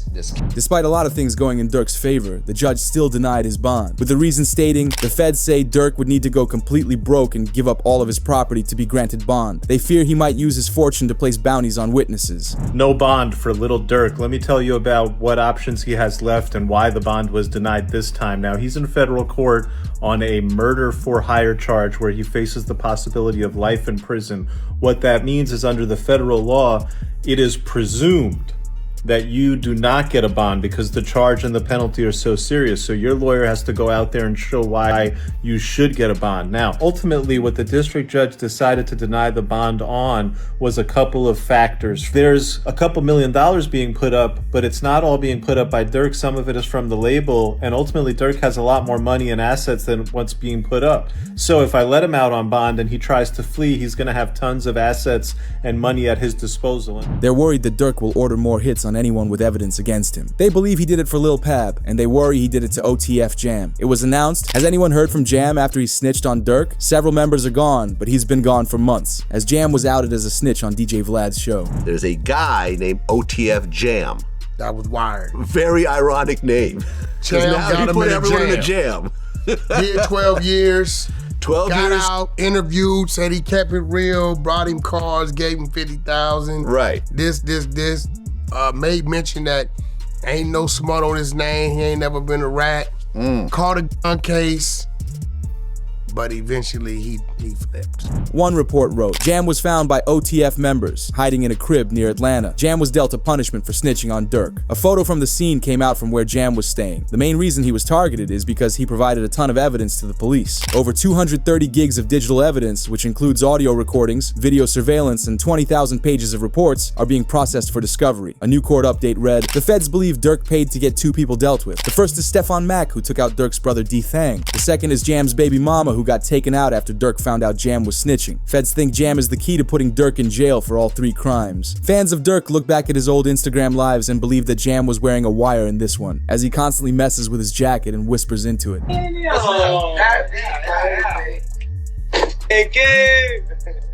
me the check on your man. I heard you got his head. I ain't gonna lie, man. Hey, when I was growing up, I used to have a dare. Architect. I'm having a dare. It turns out that Dirk might have found out Jam was snitching. He hopped on an interview and it was announced Dirk has been playing chess this entire time. He knew Jam was gonna cooperate. I see from a mile away. I don't think people realize that. I could have a conversation with you for 5 seconds and know your cooperate. Dirk continued in the interview, sharing how he tightened up his security. Once he found out that people around him weren't staying loyal, he only allowed his family to his house. Nobody is ever allowed to my house. It be our best friend never been in my house. For real? I promise. Your best friend? I promise. Like, it's people like that I just don't allow around my girl and my kids, cause it's like I'm just a different type. I'm not the. We're gonna have family night at Dirk house tonight. It's the. You gotta watch. Everybody at Dirk's crib. Yeah, we gotta. Everybody getting watched. We gotta watch everybody. Hey, they go too close to them kids. You know what to do. Like, that's how I play. Like, I don't play. I see from a mile away. I don't think people realize. Despite Dirk giving Jam $50,000 just 2 years prior, he still flipped with the feds and informed on Dirk, which goes to show that you can't trust anyone in the streets no matter what you do for them. You know what's his name, bro? Steady crying, huh? He steady crying. Feed him. Feed him. Get the milk so baby mama get the tripping, bro. You see that? Feed for my him. baby. That's really how y'all hold y'all babies, ain't it? I gotta hold my money like this. This too much. Crazy though. Motherfuckers sitting up there doing all this. Sneak this and the internet games and all this. up some money, do something. Like, we winning, bro. I can do whatever it is I want to do, I can do it. Not what I want to do what I want. Y'all can't do that, bro. Goof. Bro got out what? You know that how many you did now? How many years I did it now? Yeah, that's your last bit. 12? 12. That boy popped out 12 years. Yeah. So much money. We really just get in order to just figure out the lanes, man, boy. Although the feds realize the people from the back of the Instagram Live are a couple of the guys who took out Lil Pab, and these same suspects that took out Pab and hung out with Durk used to go shopping with King Von when he was still alive, which shows the connection between everyone is clear, and the hit on Lil Pab was a direct revenge hit for King Von. Solitary Stone. We just looked at him, man. Let's go over there. What up, bro? Boss, you good? My boy. Let's go. They got real in here, man, because he just stepped in. The money man just stepped in. But when it comes to the Stefan Mack hit, they're trying to add it to Durk's charges. They showed the judge this Instagram story, which reads, "For D-Thang," as it was posted just 30 minutes after Stefan Mack passed, and the next day Durk went on Instagram Live and laughed. Hey, somebody always said, it's laugh Khan. Somebody always said, it's laugh Khan. Well, look on that'll, yeah. Academics tapped in again with Durk's lawyer to ask him some more questions, as the biggest question he asked was if Durk would take a plea deal. Durk's lawyer made it clear that they are going all out in the case. They want to prove Durk is 100% innocent. You know, likelihood of a plea. I think a lot of people have seen, like, this seems like it's a do or die thing. This is kind of like it's going to be like a 1 or 0 type of situation. You're either are or you're not. Is Durk, from your understanding, or you as a lawyer right now, as his criminal attorney, are you open to possible conversations about plea deals? Are you thinking, no, we're going all the way? Would you entertain it, just entertain it, because that's your job to listen to it and maybe present it to Durk, or that's just off the table? It's a conspiracy commitment case. It's an all or nothing case, and he did not participate in a conspiracy to commit. And so there is no alternative. It's a life sentence, potential life sentence. So this case is going to go to 12 people. The biggest reason for them going all the way is because they will use the First Amendment in Durk's favor. They will claim that Durk says all these crazy things in his songs and online to create drama. As they'll say, he doesn't actually participate, he just uses it to drive attention to his music. There's a First Amendment argument here, right? That this violates the First Amendment. Can you talk about that?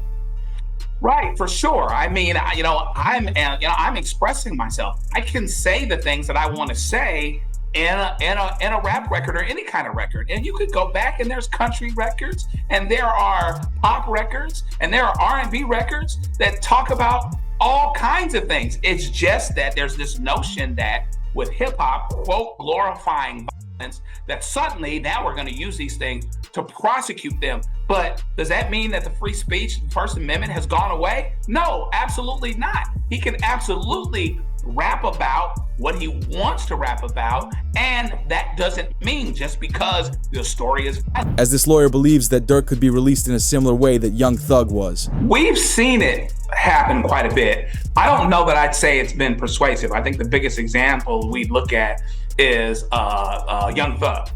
Down in Atlanta. They took a lot of his lyrics, and even though technically speaking, ultimately they got a conviction, he actually walked out on time served. Most of the people that were prosecuted didn't end up being convicted, and I don't think anybody would call that prosecution a successful prosecution.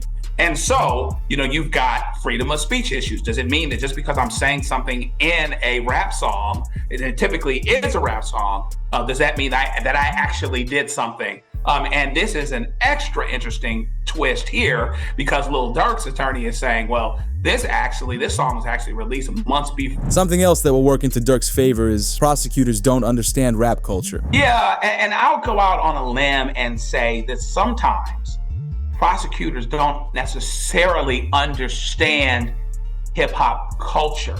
It's almost like a text without context. So you got to really understand the time, the place, the audience. Sometimes they might speak in ways that seem direct to somebody that's outside of the culture, but doesn't necessarily, but can mean several things to someone inside the culture. So it would certainly be a flub big time, right? But it wouldn't be the first time that such a thing has happened where somebody looking through the window, particularly of hip hop culture, doesn't understand what's being said other than their desired use of it. But the feds do understand one thing about hip-hop, which is that everyone is connected in one way or another. The news wrote, prosecutors delayed Durk's chance of being released on bond to gather last-minute evidence against him for the next hearing. Talk of a new snitch is going around the courtroom, which fans believe the new snitch could be Brick Baby. He got arrested 1 week before talk of a new snitch was going around, with it announced Big U, Brick Baby, Loose Cannon, and others all arrested in a rolling 60s takedown. Lawyers believe Brick Baby will snitch on Durk. The timings of both arrests make lawyers believe the feds will force Brick Baby to give everything up on Durk. What you might not know is that Durk was possibly targeted because of what Brick Baby said when Lil Pab was taken out, as he hopped on a live stream and said that people can't say Durk didn't slide for King Von anymore, which implies that Durk was responsible for taking out Lil Pab, and it's the exact charge that Durk is facing now. But was this an attempted hit? Or You can't say that no more. Then they put you as Why? Like, you died. You can't say that no more. Oh, because of FBG Cash? Oh, who? Federal charges in California. Nah, because Lil Pab. So this is about the... Oh! What's that? But I'm just saying, they just say you can't say that no more. The feds even believe that Brick Baby could have been involved, as they brought up the lyric evidence they had against Durk about dropping the location, and they connected it to Brick Baby says that he would have dropped Quando Rondo's location if Durk had asked. Why is that? Then it's people like, you lined up somebody from your hood. Like, listen, I didn't. But at the end of the day, what's wrong with giving my friend the address? Oh, this is my boy. He lost his boy. Who did it could be around.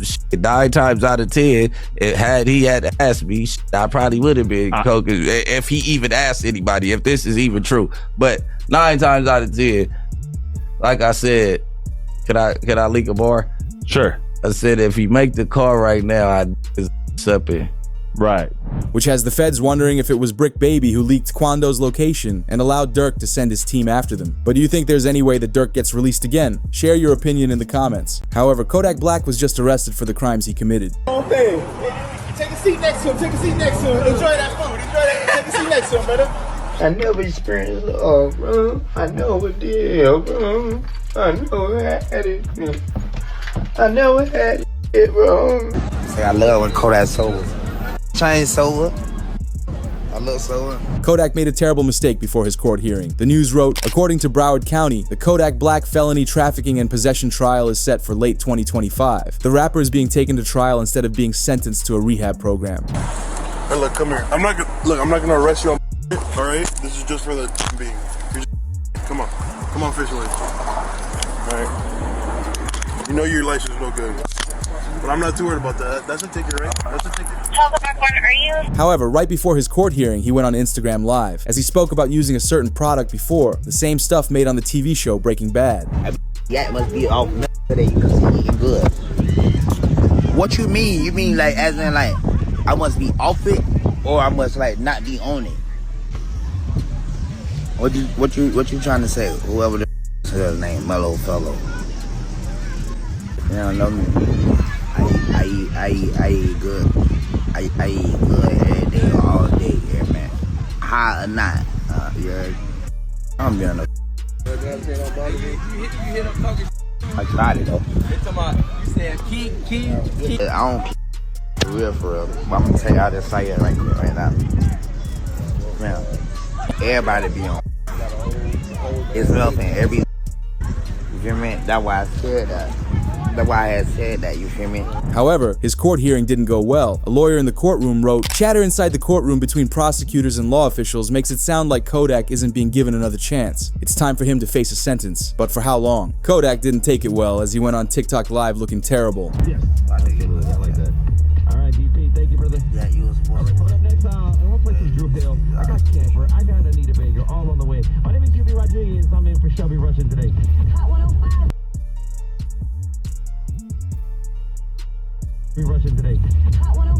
This would get the attention of rapper Boosie. He reacted to Kodak's case and revealed if he goes to prison he will have a hard time, but it could be even worse because he made a song with 6ix9ine in the past. You know, Kodak done been in jail, bro, so that was a detrimental move to him, bro.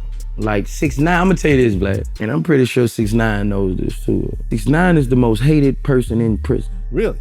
You hear 6ix9ine name damn near every other day. When people looking at their case, this motherfucker goes 6'9". Like he is hated. He's hated. He's hated, bro. What Kodak did, he's gonna have to stand on that. He better stay out of. I got 9 calls from the feds, from the state, everything. Like, Boost, is it true? I know people are, bro, they gonna get on Kodak for that, bro. If he ever. However, this is where it gets concerning for Kodak. 2 years ago, he was arrested for this same charge, which makes him a repeat offender. On February 28th, 2023, it was reported. Kodak Black admits to being on drank, but denied being on other items after pleading not guilty on possession and firearm charges. I was on I was on the and I was asleep in front of my family house, bro. That's it. I was on that drink, sleep in front of my people's house. But that ain't illegal. And that ain't illegal. So all that shit is just the process that it had to be in the other mud shot. The process that even though like bogus I'm plastered all over the internet.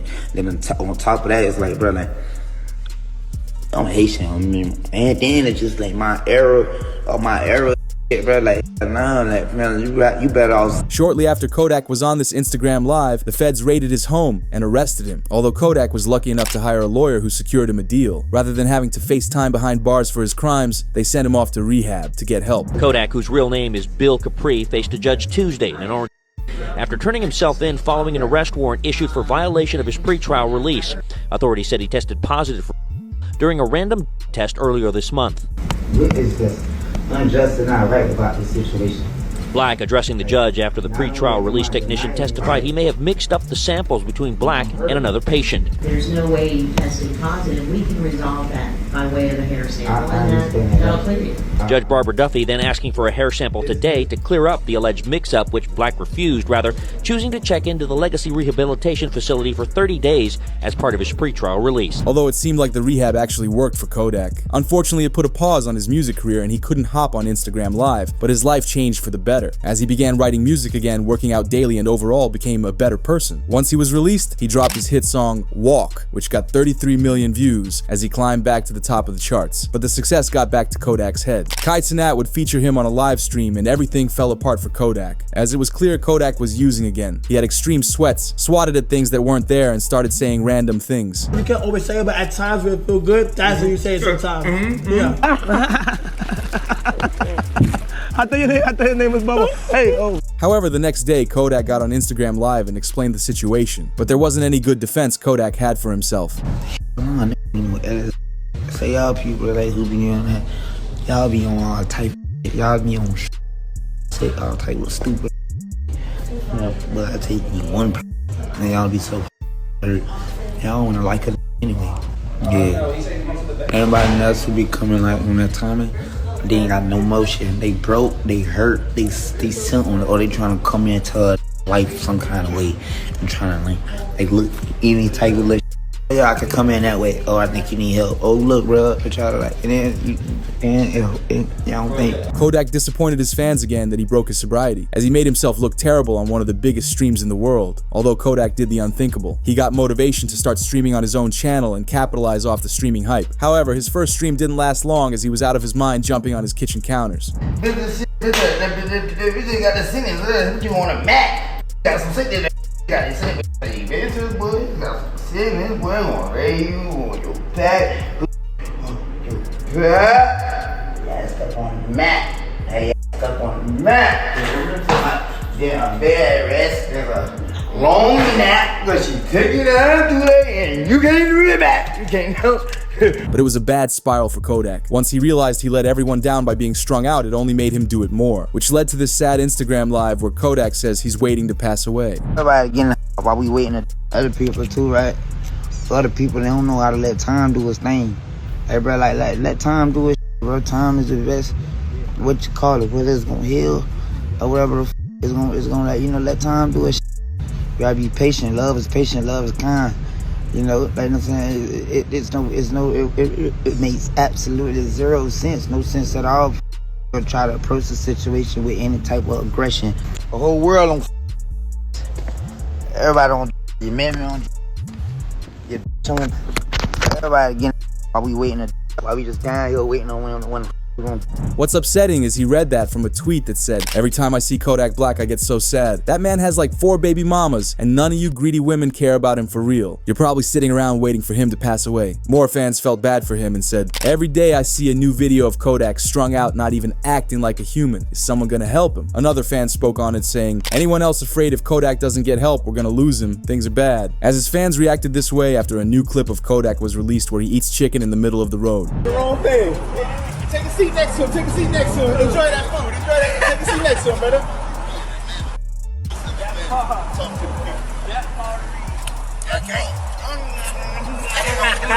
hold on, please. I want to be part of bro, I want to join that, bro. I want to be down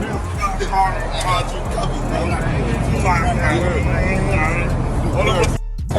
Kodak gave us a reason why he's been so down on himself, as he said that he never experienced true love. I know girl treated you right.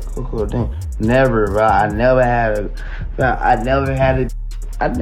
bit of love. I never experienced love before. I never experienced it. I never experienced it, bro. I never experienced it, bro. I never did, bro. I never did, bro. I never experienced love, bro. I never did, bro. I never had it. I never had it, bro. I never had it, bro. I never had it. I never had it. In a surprising move, Kanye West dropped his act and tried to get help for Kodak. Okay, so I thought Kodak was in Miami. I see he's in Atlanta. So I'm getting a flight down to Atlanta right now and do something. So anybody that's already down in Atlanta that knows him and knows anything about him, I know I said rappers and all that, but right now I need y'all, man, to like really go and do something.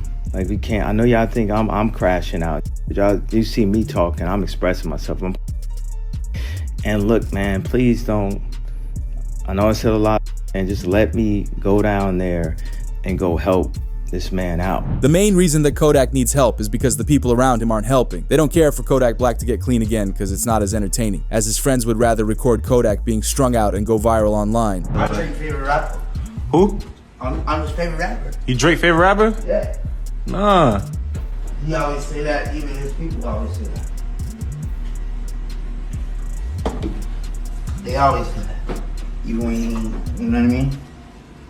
Even when he ain't around, so shit like, oh, no, it's for real, bro. There was so many clips that came out of Kodak not acting right, as this got rapper Bunk to reach out to Kodak to try helping him. He was very genuine, and you can tell he wants Kodak to get better. Well, right now, man, we worried about you. You don't look too healthy. And from the outside looking in, it's obvious that you're a and I don't believe for 1 second you just doing for your own enjoyment. Nah. You trying to find something to fill up that void that's within your chest. See, I've been where you at right now. But by the grace of God, I'm clean. Them strongholds have been pulled down. Them chains are broken. So I'm qualified to talk about this. You got to make a decision, bro. You got too many people looking up to you. And from one father to another, you got to set the right example for your son. This coming from somebody who genuinely cares. So if you come across this video, you want to sit at the table, break bread, man, holla at me. However, more clips continued coming out about Kodak not acting right, as a fan came up to him and said he loves Kodak when he's sober, hoping that maybe he can get through to Kodak and help him realize he needs to get clean. But Kodak responded aggressively. Say I love when Kodak's sober. Change sober. I look sober. That nigga's going for 2. I know it's sober. For what? For what? Look at all this money. Look at all this cash. Sober for what? We young sober. Kodak even showed up to his favorite NFL team, the Baltimore Ravens, to watch a game, but it just resulted in another bad look from Kodak. With it reported, NFL fans are worried for rapper Kodak Black's health as he appeared off while showing love to Lamar Jackson and the Ravens. Hey Kodak, what you gotta say about the Ravens, big G? I love the Ravens. Hello. Hey, what about that boy LJ, man? What you gotta tell the flock about that boy LJ, man? Yeah. Hey, that boy Yak in the city. Yeah, Yak in the city. I live out here. Hello. Yeah, Yak in the city. Baltimore, let them know. But this was Kodak's final straw. Two OGs in the industry got in contact with Kodak to have a heart-to-heart conversation. It was announced Wallow and Gilly give some life advice to Kodak Black, saying don't ever doubt yourself. You got them babies counting on you. Don't ever doubt yourself. You got them babies counting on you. There's gonna be times where you're gonna doubt yourself, you're gonna be in pain, but them babies counting on you. You gotta be here. And I'm telling you that because a lot of people get around you and they see your success and they say, oh man, a lot of people need you, and they yes man you. I ain't here to yes man you. You know me, every time we connect, you know I got love for you. Not because I need you, I got love for you because you're a young cat and I was young, Gil was young. Live. And I'm telling you that because you see that love that lady get, you see how you light up when I talk about your babies? Live. These people wanna laugh, they wanna joke, they wanna criticize. They don't know your pain, I don't know your pain. But I know one thing, them babies counting on you. They tried reasoning with Kodak on his recent struggles because his life is much bigger than him. Kodak Black has 5 children, while also being the breadwinner for his own personal family. But this last clip of Kodak tweaking didn't look good, because he was somehow invited to the White House in his current state and said this. So like, imagine a world if all of us was just one color. If all of us was just blue or green. Oh, if everybody was smart, you gotta have some dumb people. Oh, what if everybody was rich?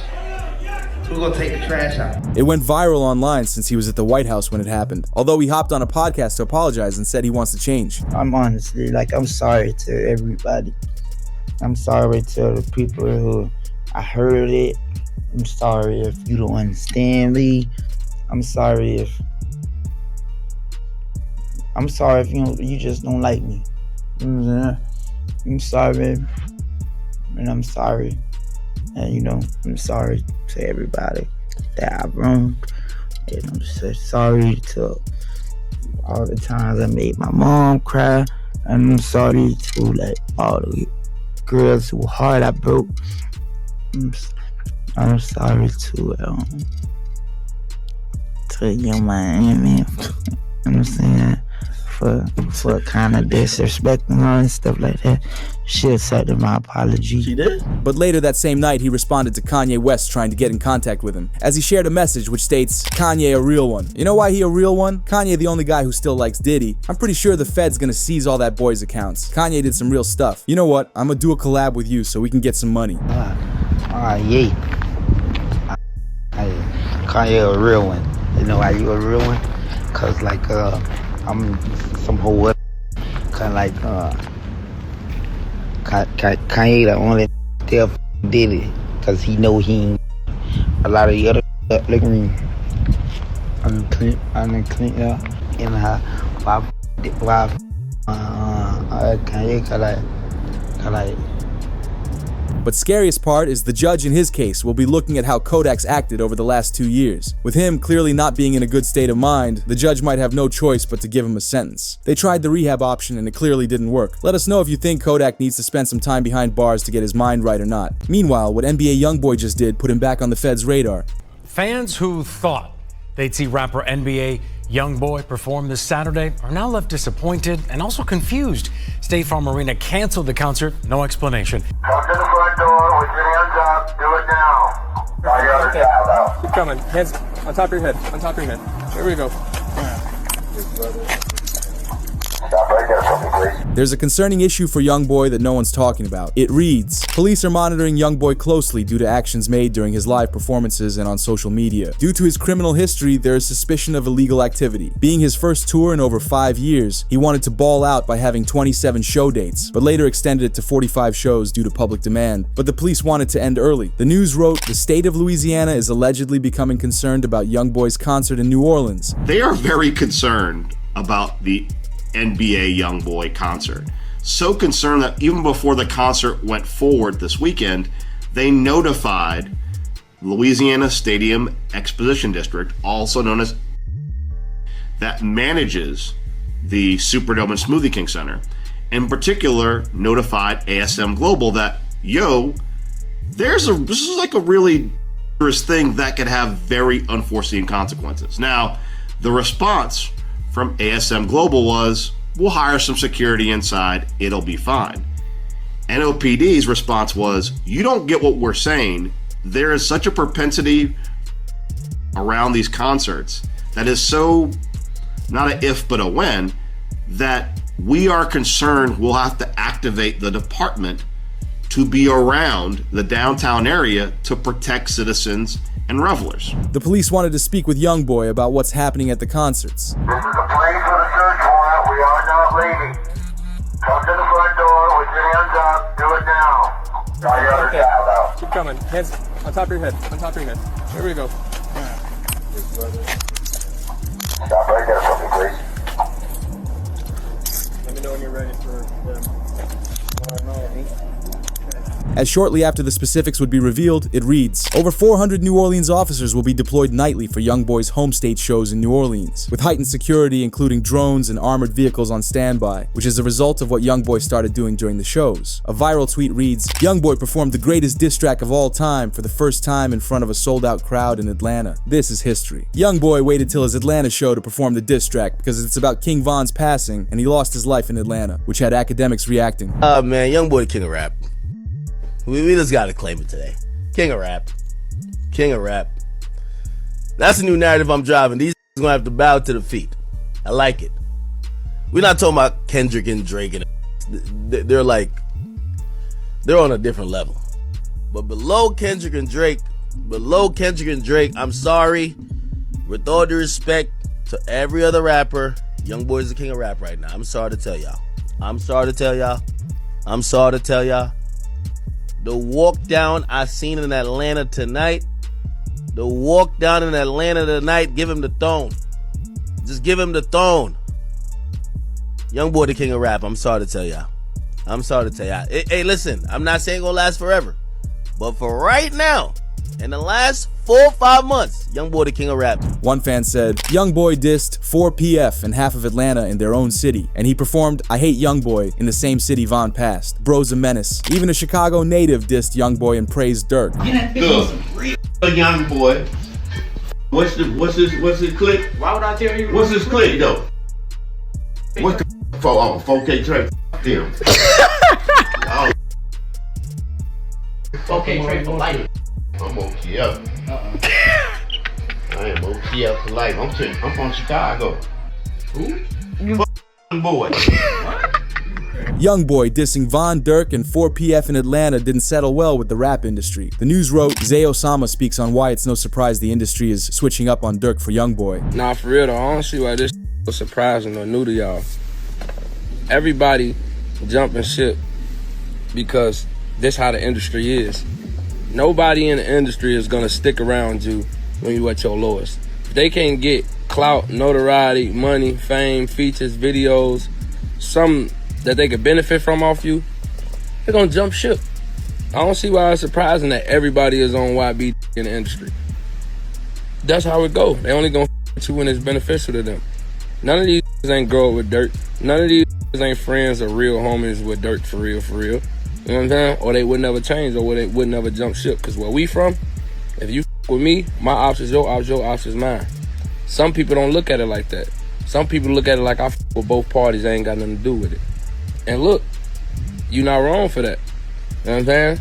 Like I said, shout out to the f***ers that still done stayed down for Dirk, his real family and friends, you feel? Many of Dirk's mutuals tweeted that if you're rocking with Youngboy, then stay on that side, because they don't want them flipping back on their side when Dirk gets released. Youngboy's concert drew in a lot of attention. It got so much attention that federal officials of Atlanta came out to his concert. Academic says Atlanta's in shambles after Youngboy received the key to the city. Kiko Willis. We have Floyd County Commissioner, Mr. Mark Harrington. And we have Floyd County Probate Judge, Judge Keegan Johnson. And they got some. Damn, this a judge up there? Yo, the judge in the city sending all the rappers in the city to jail. But the out-of-town rapper that came here, that basically, hey, you know what type of time I be on. You over here giving him an award? Oh, nah, Atlanta's in shambles. If y'all are a rapper who ever got prosecuted by this, or not prosecuted, but like got sent to jail by this judge, and basically you watching an out-of-town rap getting an award for doing 10 times worse than what you do, you gotta feel sick. you gotta feel sick. As this solidifies the downfall of 4PF, YSL, and OTF, as everyone is on Youngboy's side lately. Even academics explained every rapper is trying to be friends with Youngboy again, which is likely due to him being the best rapper out right now and Durk is locked behind bars. So I'm in the dressing room and we just talking about a bunch of, he's also telling me, and I will never say who, he's telling me all the rappers who was now hitting him up, and he kind of asked me, he's like, so what you think, man? Because I think he's thinking like, yo, should he forgive some of these, like, but all these rappers on it, you know what I mean? Like, they're all like, yo, Youngboy, we love you, right? And I gave him the best advice, I think. I said, I didn't want to impart my thoughts on it because I don't know fully what he's been through and what he's thought. Because, he was down where nobody would on him.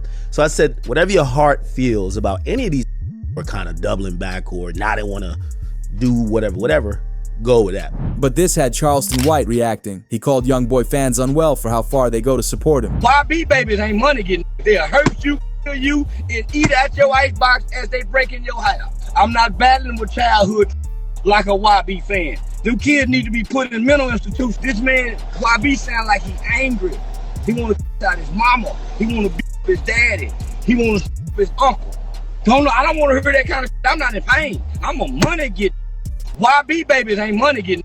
I don't feel that. That's not soul music. I'm a soulful brother. I'm not in pain. Them kids need to be put in mental institutions.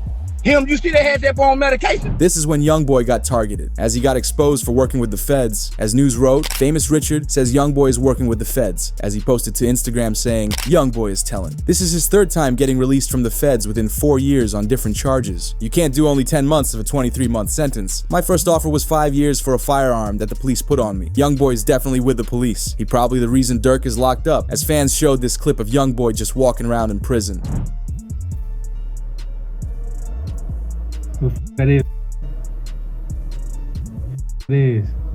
Attached to the video was this tweet. Honestly, I kind of believe it too. The timing, the energy, the way things are playing out, it's all looking a little too convenient. It wouldn't be the first time someone played both sides. In this game, you never really know who's working with who. Gotta watch everything. Even when Youngboy was sentenced, it wasn't normal, because he arrived at court and one of his fans hacked the Zoom call. Free YB, man. Free YB. Everyone needs to stay muted. Okay? Free YB.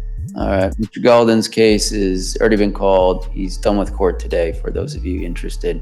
Everyone keep yourselves muted. Free YB. Free YB. Free YB. Youngboy entered court shortly after, laughing and smiling after seeing the support from one of his fans.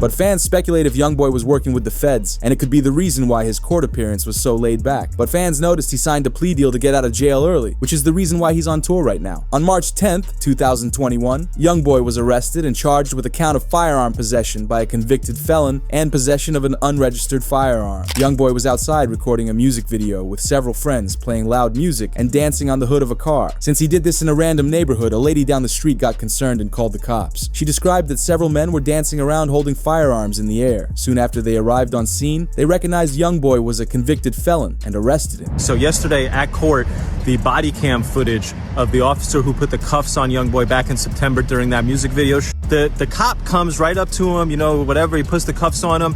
And then Youngboy's reaction is kind of hilarious. I thought it might be interesting for y'all. He was like, yo, big dog, man, what you doing, man? Why you putting these cuffs on me? That's who he was calling the cop. He was calling the cop big dog. He's like, big dog, you up right now. I didn't do nothing. You could search me. I got nothing on me. Cop doesn't listen. Cop puts him in and the whole time Youngboy's like, yo, man, what you doing, man? Big dog, why? And it really goes to show you a lot about this case.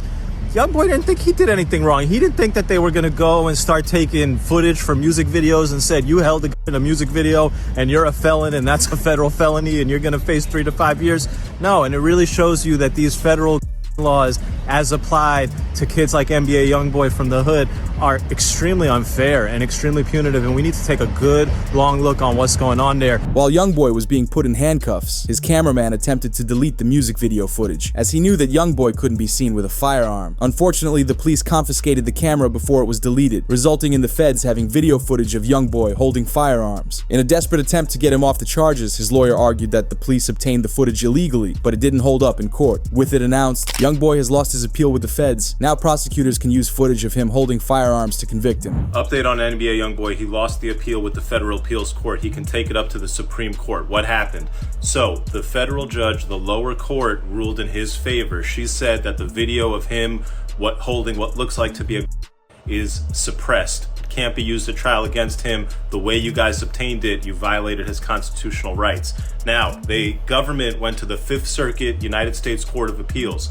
The Fifth Circuit said, you know what? We have a different decision, and we're going to say that the government can use that evidence. It is going to be allowed in the case. Realizing it wasn't going in Youngboy's favor, he knew he had to sign a plea deal. Just before the judge officially sentenced him, the judge gave Youngboy a positive message about him being robbed of his talent and potential due to his addiction, as he wished him the best of luck after he's out of prison. Mr. Golden, I've seen so many times that good men and women who have a lot of talent and potential, that they can be robbed of that potential when they start to really struggle with their addiction. So I don't want that for you. You seem like a very talented young man. I'm hoping in your future that once you're done with your federal prison time, that you can be really successful on federal probation and have a really bright future where you can reach your full potential in every aspect of your life. Best of luck to you, Mr. Golden. Thank you. Anything Thank you, Your further? Honor. That's all I have, if I Okay. could excuse. You may. Thank you. Thank you, Judge. Thank you all. One of the most wanted rappers of all time is Young Thug. Only Channel 2, by the way, was in Buckhead Monday night as police arrested the rapper Young Thug, whose real name is Jeffrey Williams.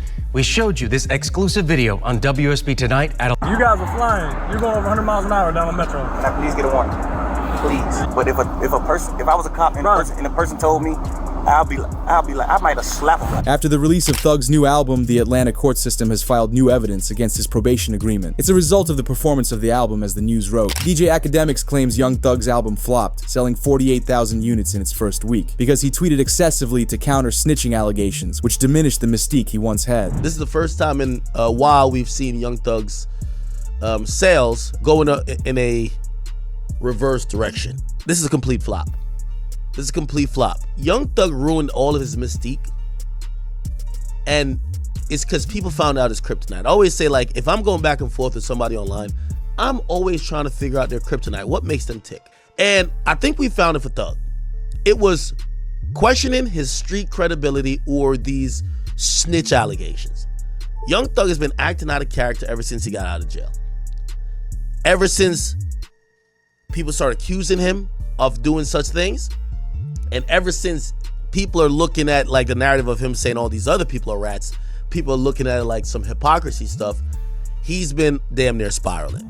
Right before the album's release, Thug put on Instagram, FYFN Lucci, new album Friday, which resulted in the news of the state of Georgia filed a motion to revoke Thug's probation and send him to jail, which resulted in a viral tweet reading, Benzino calls out the system for leaking Thug's private jail calls, saying it's unconstitutional and designed to bait him while on probation. He believes the government purposely leaked them without watermarks to sway public opinion. What I'm more surprised at and more kind of pissed off at is, how the is this even constitutional that a prison, which is part of the system, right, can leak private phone calls? I don't, that it blows me. How can that happen? Now, they're saying, well, who leaked them? Somebody had to get money for them. Nah, because there's no watermark on them. If TMZ bought them, you can best believe TMZ's watermark will be all over that. There's no watermark. I guarantee the government's leaking them because they know what they're doing. They know, let me tell you something, from the feds to City Hall to the mayor to the governor, they all got a communications department where they have hired staff that all they do is look at social media for various reasons. That's it.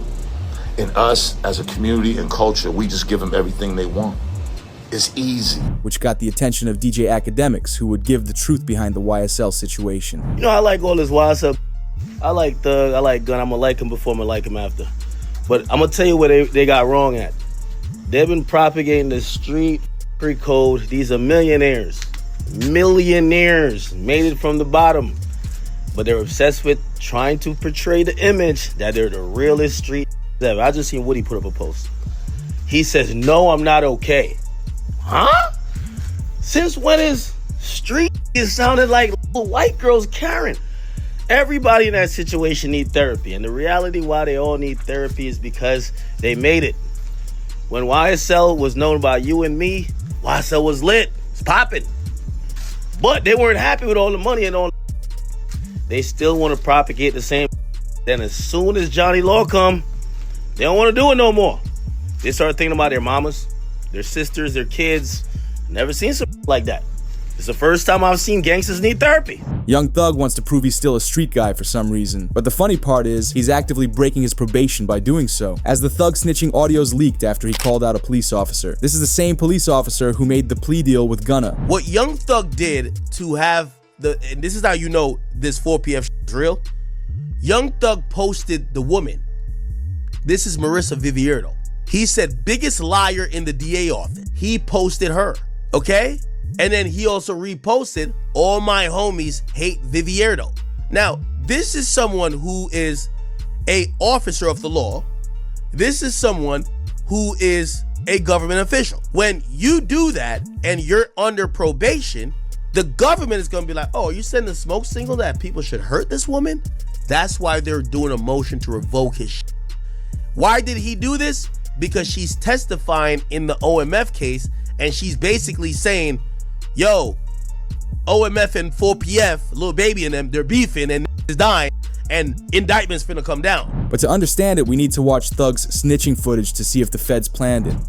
This motherfucker Wayne from New Orleans. I'm from Atlanta. This nigga was in Atlanta and I was in New Orleans. I said, what the f? That was so weird. This damn came to us. Honestly, I don't know who the f did it. They said Roscoe, but I don't wanna block. I don't wanna block out y'all case by saying Roscoe didn't do that. They knowing Roscoe? Man, that man, scrub. I'm like, you somebody, bro. But I don't know, because every day they grow ball. I don't know. I honestly don't know. Thug said Pee Wee Roscoe was responsible for a hit on Lil Wayne's tour bus in 2015. The interrogation lasted for 2 hours until Thug told on Pee Wee Roscoe. But in a surprising twist, Roscoe came out to defend Young Thug when it was reported. Roscoe addresses Thug telling on him in an interrogation video. Politicking, man, Jeff, clean as Listerine, man, clean as Ivory soap. You feel what I'm saying? I done the time, I did that. That's what you supposed to do. When you go in the interrogation room, that's what you do. He told you, man, we say the Wayne Carter. What's wrong with you? You feel what I'm saying? No, a statement is this right here. Lineup selective. That's him. He did that. He didn't do that. He did what a taxpaying citizen do. A real street. Kept it solid. Kept it overly real. You feel what I'm saying? Really tried to pull me out the hole. So, I don't know. You feel what I'm saying? Now, when it comes to the PR now, y'all don't remember when I was locked up. Now, let me just show you how the PRs and the internet selective politic. You know what I mean? We're gonna keep it real. When I was locked up and Jeff was locked up, we went viral when they was like, that's the type of friend you want. He was like, man, Roscoe ain't told y'all that thing. Yeah, that's the beauty there. That's the right thing. You feel what I'm saying? Like all those, everybody is in the state room, in the interrogation room, and they gave statements. Despite clear audio of Young Thug telling on Roscoe, Roscoe denied it. Shortly after Roscoe spoke out, Thug tweeted in response, they didn't play my interrogation video in court because I helped my brother. This seems staged to many fans, and they believe that Thug paid Roscoe to defend him against the snitching allegations. Although YSL Woody wasn't taking the bait, as he called out Roscoe for lying and exposed another secret of his. And Pee Wee, don't forget about that story. When you said it out your own mouth, how you did with that trans. Pee Wee Roscoe, you know well not to mention me, boy. You know I ain't got no sense. I ain't got no damn screws in my head, boy. You remember we was at the Sky House?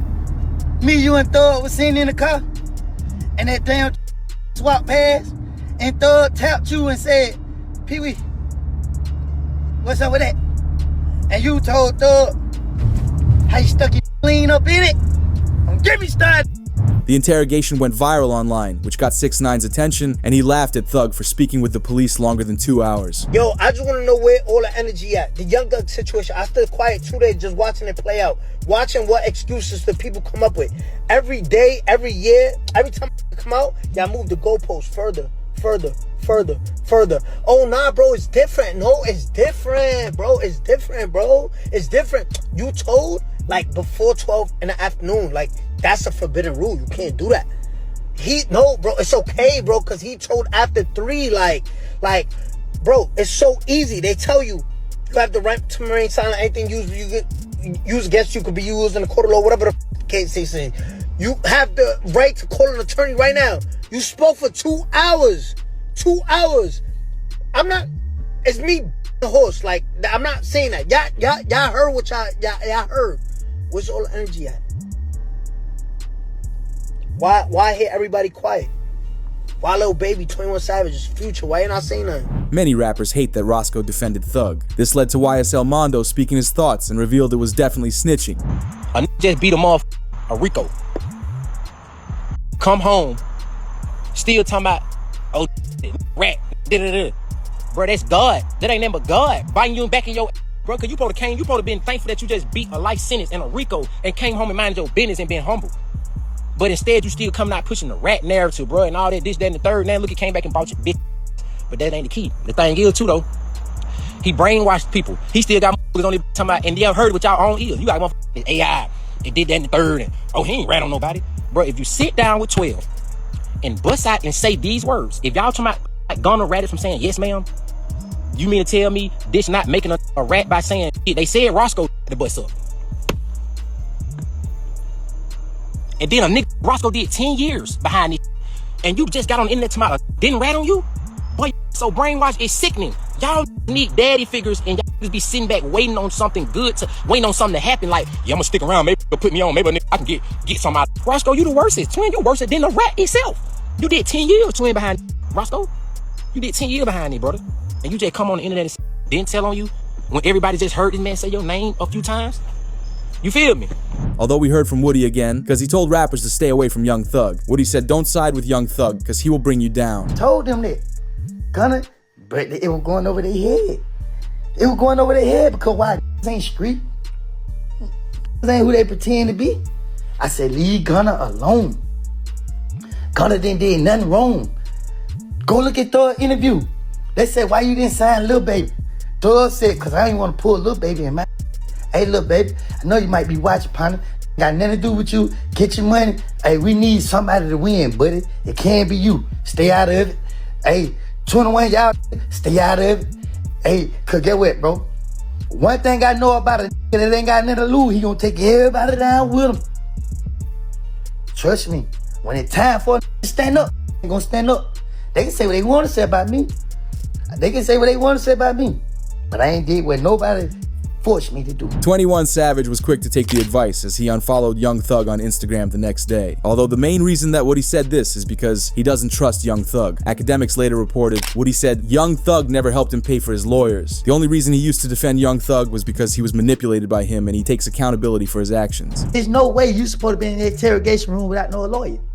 That goes back to the beginning. That man got all this money. He's supposed to took care of all y'all. He's supposed to make sure all y'all were good. But it ain't his job to do that. That's me. I'm defending him. It ain't his job to make sure, you know what I'm saying? Because I'm so blinded, I'm so manipulated. It ain't his job to, you know what I mean, do that. You know what I mean? We didn't know what we were getting ourselves into. Because if we knew what we were getting ourselves into, we would have never been in that. We would have never been in that at the beginning. I wouldn't. I didn't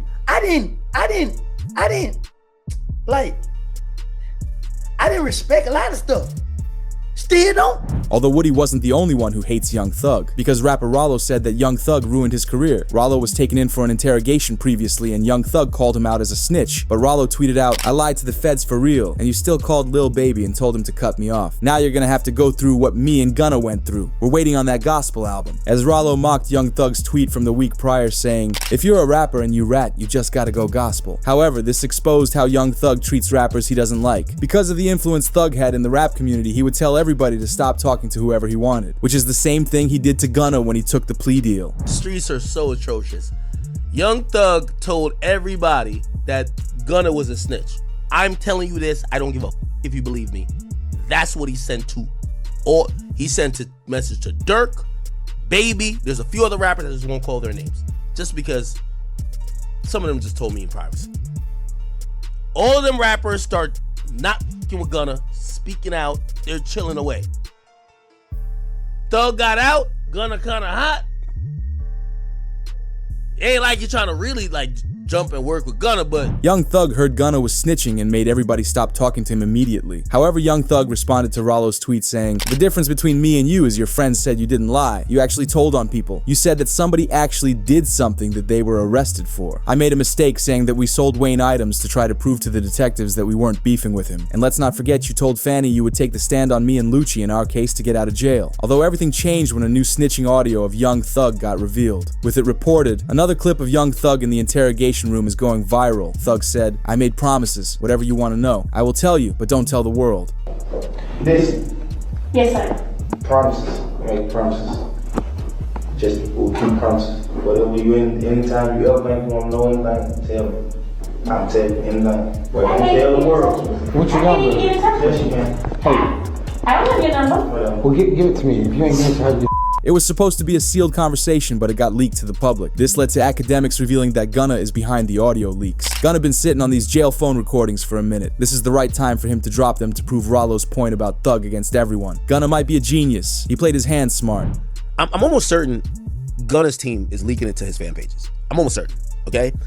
I know they're not gonna agree to it, right? But I'm almost certain that Gunna's lawyers pulled, because yes, when you're in the case, you don't have to go through a Freedom of Information Act or anything like this, and some of these things would even be available, or it could be challenged if you try to do a FOIA on it. But it appears all of these things may have been gotten from maybe somebody who was in the case that would request them, and it could have been something for the nature of an appeal or something like that, so the courts are going to give it up because you're a defendant. So for me, I can't tell why there is, like, where's Gunna's calls? Like, we want to hear Gunna's calls, right?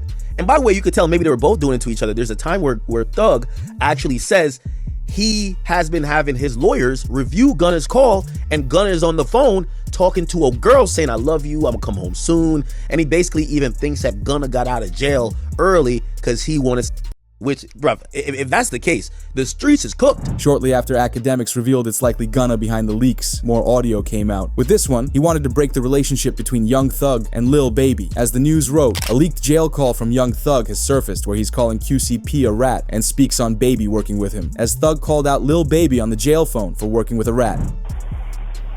He did the same thing P did.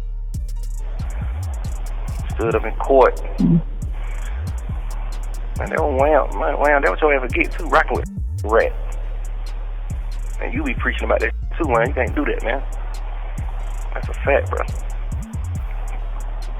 A rat, bro. I understand all that. Help put you on. Listen, man. A rat, I don't give what help. That give me $1 million. Man, you're a rat. Whatever you talking about. Imagine telling them niggas still beat the Kato. This got Young Thug mad. He already had a lot taken from him, and now they were trying to make his best friend Lil Baby hate him. We ain't even talk about these fake guys and fake houses with these pools you can get put out of in the next 2-3 years and all that cheese. We ain't even finna talk about none of that. Like, none of that is the topic of, I guess. Yeah, your spot out right now. You gonna put it on Instagram. I bet your put it on Instagram at your house out. On God. You blocked from your page. I'm on your from my fake page. Can't about to black me. I still said you post a picture. That ain't me on that picture. Lane Green. The whole world been thinking that too, man. I'm gonna say something about that, man. That ain't me with that skirt on with that hat. The man say he got more hits than me and Kendrick. Bro, your ain't got more hits than Kendrick, and you ain't damn sure ain't got more hits or anthems than me. You hard. Why you tripping? And I ride past your house for sale sign up. Now you done went and took your whole money and put down on that goddamn house out there, man. And you couldn't finish paying it off. Now the lady that came took her shit back. Now your stupid gotta sell it. Rollo 6ix9ine, Wack 100, and academics later got into a call together to discuss Young Thug's snitching. As Rollo said, and get what, on that call, I never even told you he turned Wham against P, or he turned Wham against all these other different people that he did. But however you have found out, it came off the phone call. But guarantee you ain't going for that line. Should be shunned just like us. The judge had shunned them, now the streets need to shun that. Guess what? That's what I'm telling you. The thing about sitting down there coming on here lying, playing them game, telling your ass the truth. Just like I stand up, don't like that tell the truth. He hiding behind these motherfuckers masks, but get what? A mask gotta come off. You ain't gonna be able to keep that motherfucking mask on forever. You ain't gonna be able to keep throwing rocks and hide your hand. This is karma. Although 6ix9ine and Wack 100 gave their thoughts too, and Wack revealed that Young Thug could have been a long-time snitch, as he's allegedly had multiple cases randomly disappear in the past. Young Thug came home and said, yo, buddy, you're a rat. Stop acting like we cool. Made another excuse. Nah, but his music fire. I thought I said when he come home and say that Gunna told, that was gonna be like, all right, now everybody, you see how every time it's something, every time? And we like Thug though, man. Like somebody, yo. Thug told, bro. What? He told before Gunna, 2015. Told, and this was crazy. Got caught with 2 or 3 sticks in LA. Now I'm trying to figure out where them cases went. He got coming out the Lowe's Hotel, the same hotel where Yo Gotti them had that bang out. Remember that bang out happened? Got caught in the Sprinter with 2 or 3 sticks. We ain't heard about that case. This was back then. He told my, and like Rollo said, what conversations did you have since then? But fans didn't understand why Gunna was still in the YSL label if he snitched on Young Thug. Many thought that Thug would have dropped him from the label, but academics revealed it's all for the money. Because the longer they keep Gunna on the label, the longer they make money off the snitch. Gunna got out. You gotta remember, Thug is running this label from behind jail. Thug wanted this off the fucking label. There's a lot of paperwork there, and also you gotta realize they're not gonna release somebody from their contract because they snitched. They're gonna say, we're gonna make money off the snitch. We don't do that. I'll give you a little bit more tea. All that told by Boston Richie told, Future wouldn't do a record with him, but Future wouldn't drop him. You see how it's business at the end of the day. And I had these conversations with people that worked with the new regime over at 300/Atlantic, and they said, yo, what's probably gonna happen is that his contract is gonna get moved. So he won't be YSL. But no, in the history of time, we don't care what you do, they're not letting you go. They'll optically take you off the label, but they're never gonna say, we don't want percentage points on money you make. Things were getting too much for Young Thug, so he dropped a response track titled Closing Arguments, as he breaks down the snitching allegations and calls out Gunna and Yak for being rats. Although Wack 100 didn't like how Young Thug tried to clear his own name, so he said he was gonna release 2 more hours of Young Thug snitching and gossiping about other rappers, with the main person being Drake that Thug spoke about. Hey Wack, do you think it's over for Thug, man? Yeah, we're gonna make sure that we still got about 2 more hours of content. We already sent Drake to 28 minutes in his head. We f***ing over him. I told him. Wait. There's a 28-minute. Listen what I'm trying to tell you, Act. I told the Pee-wee on your channel. I came on being humble. You know me. I said, oh, you speak for Thug? Then it's on. I'm about to f*** over him. I told him that. The next day, it been on. And we not gonna stop. Later into Thug's response track, he said the lyrics, "Can't compare no one to me. There's real rats around this place. I did what I did. I tried my best to help my brother. Got a situation he was in and I got no regrets." But this angered Mondo again, and he called out Young Thug for being the reason that the YSL RICO trial started. Didn't the Lil Wayne tour bus happen before Nut got, before any of that happened, before anybody else told him? You the first to tell, buddy. You the first going on the talking to the police. Facts. That was way before the goddamn before Nut got in some more. So you mean to tell me, buddy, you was the first? You the reason why the RICO started. And I ain't finna keep beating around the bush. You the reason why the RICO started, buddy. Let's keep it real. Come on, man. Let's keep it real. Buddy, you the reason why the RICO started.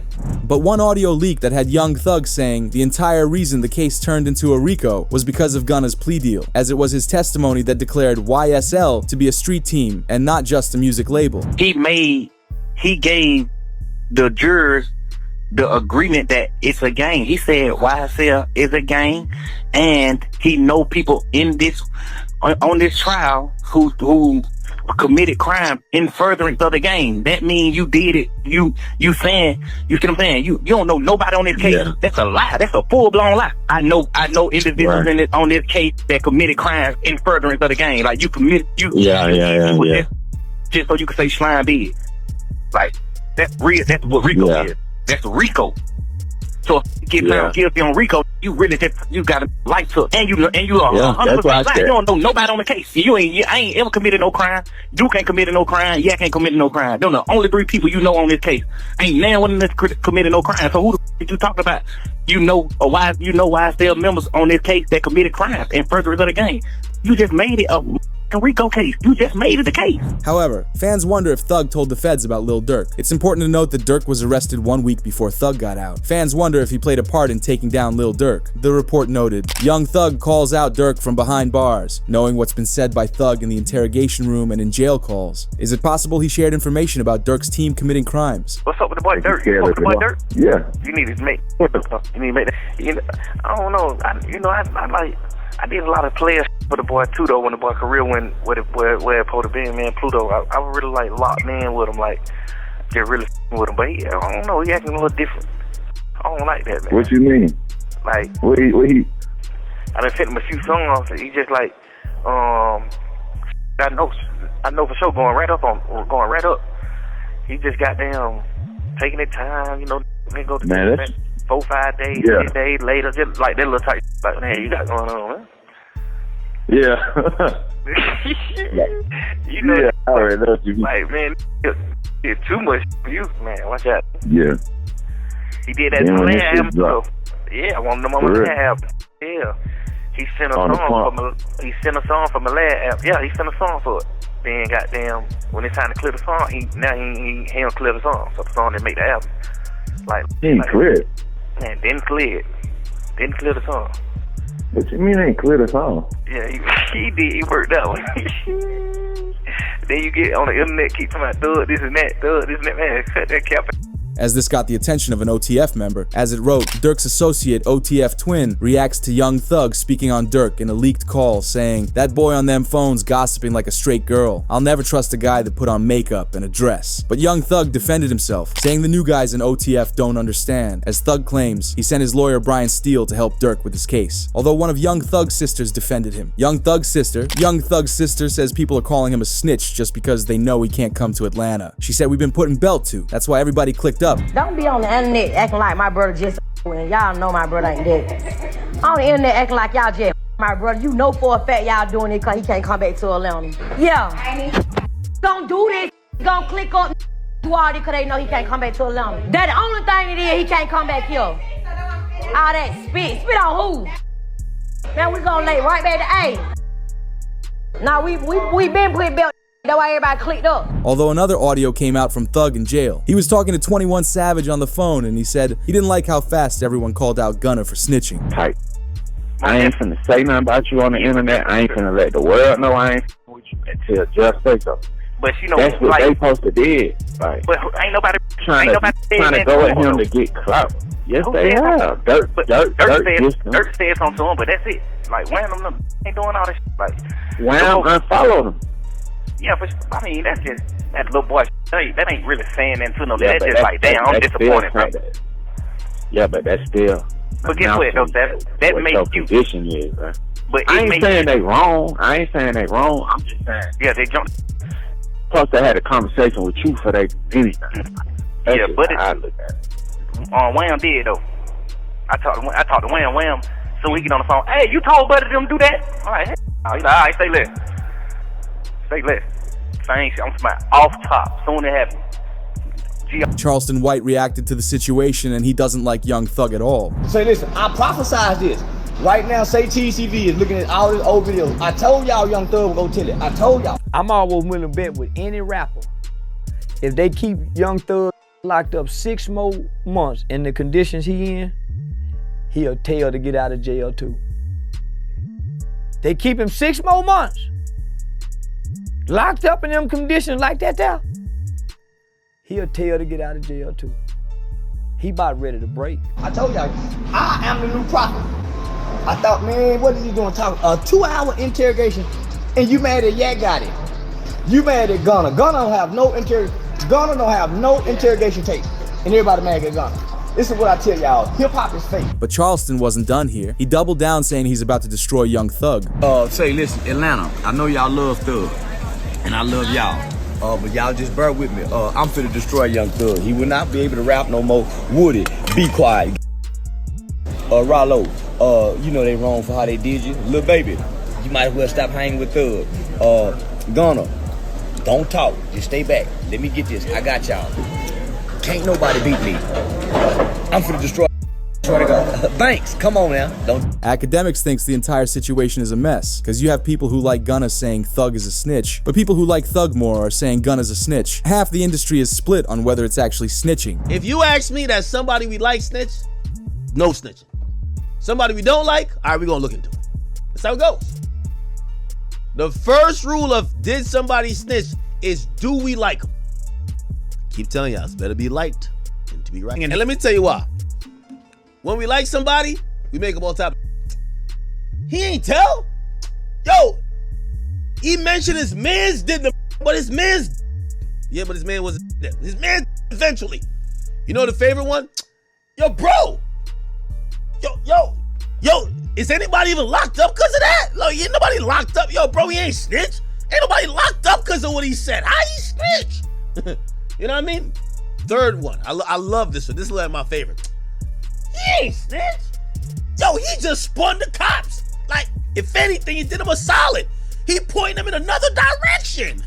It's the exact same thing that happened when Gunna took a plea deal. Despite Gunna taking a plea deal, people still listen to him, which goes to show that normal fans of music will continue listening to whoever they want. Man, I ain't gonna cap with y'all, man. Listen, I'm having a absolute blast. Now, here's the thing. I'm a civilian. And I think rappers don't realize that most civilians don't care about snitching. We really don't care. You know what I mean? It's like, yo, I listen to King Von. I listen to... I don't want to people. I don't care about... I don't even like... I don't like criminals. But I listen to the music. I'm watching the street right now. They're going through... Yo, everybody... Yo, they're having crisis management teams trying to figure out... Yo, they're fighting for their lives right now, man. Yo, who's a snitch? Who's not a snitch? It's a snitch off. This is great. Yo, I love when street have to prove themselves to us. Because we watching like, we really don't care, but sure, crash out. Go ahead.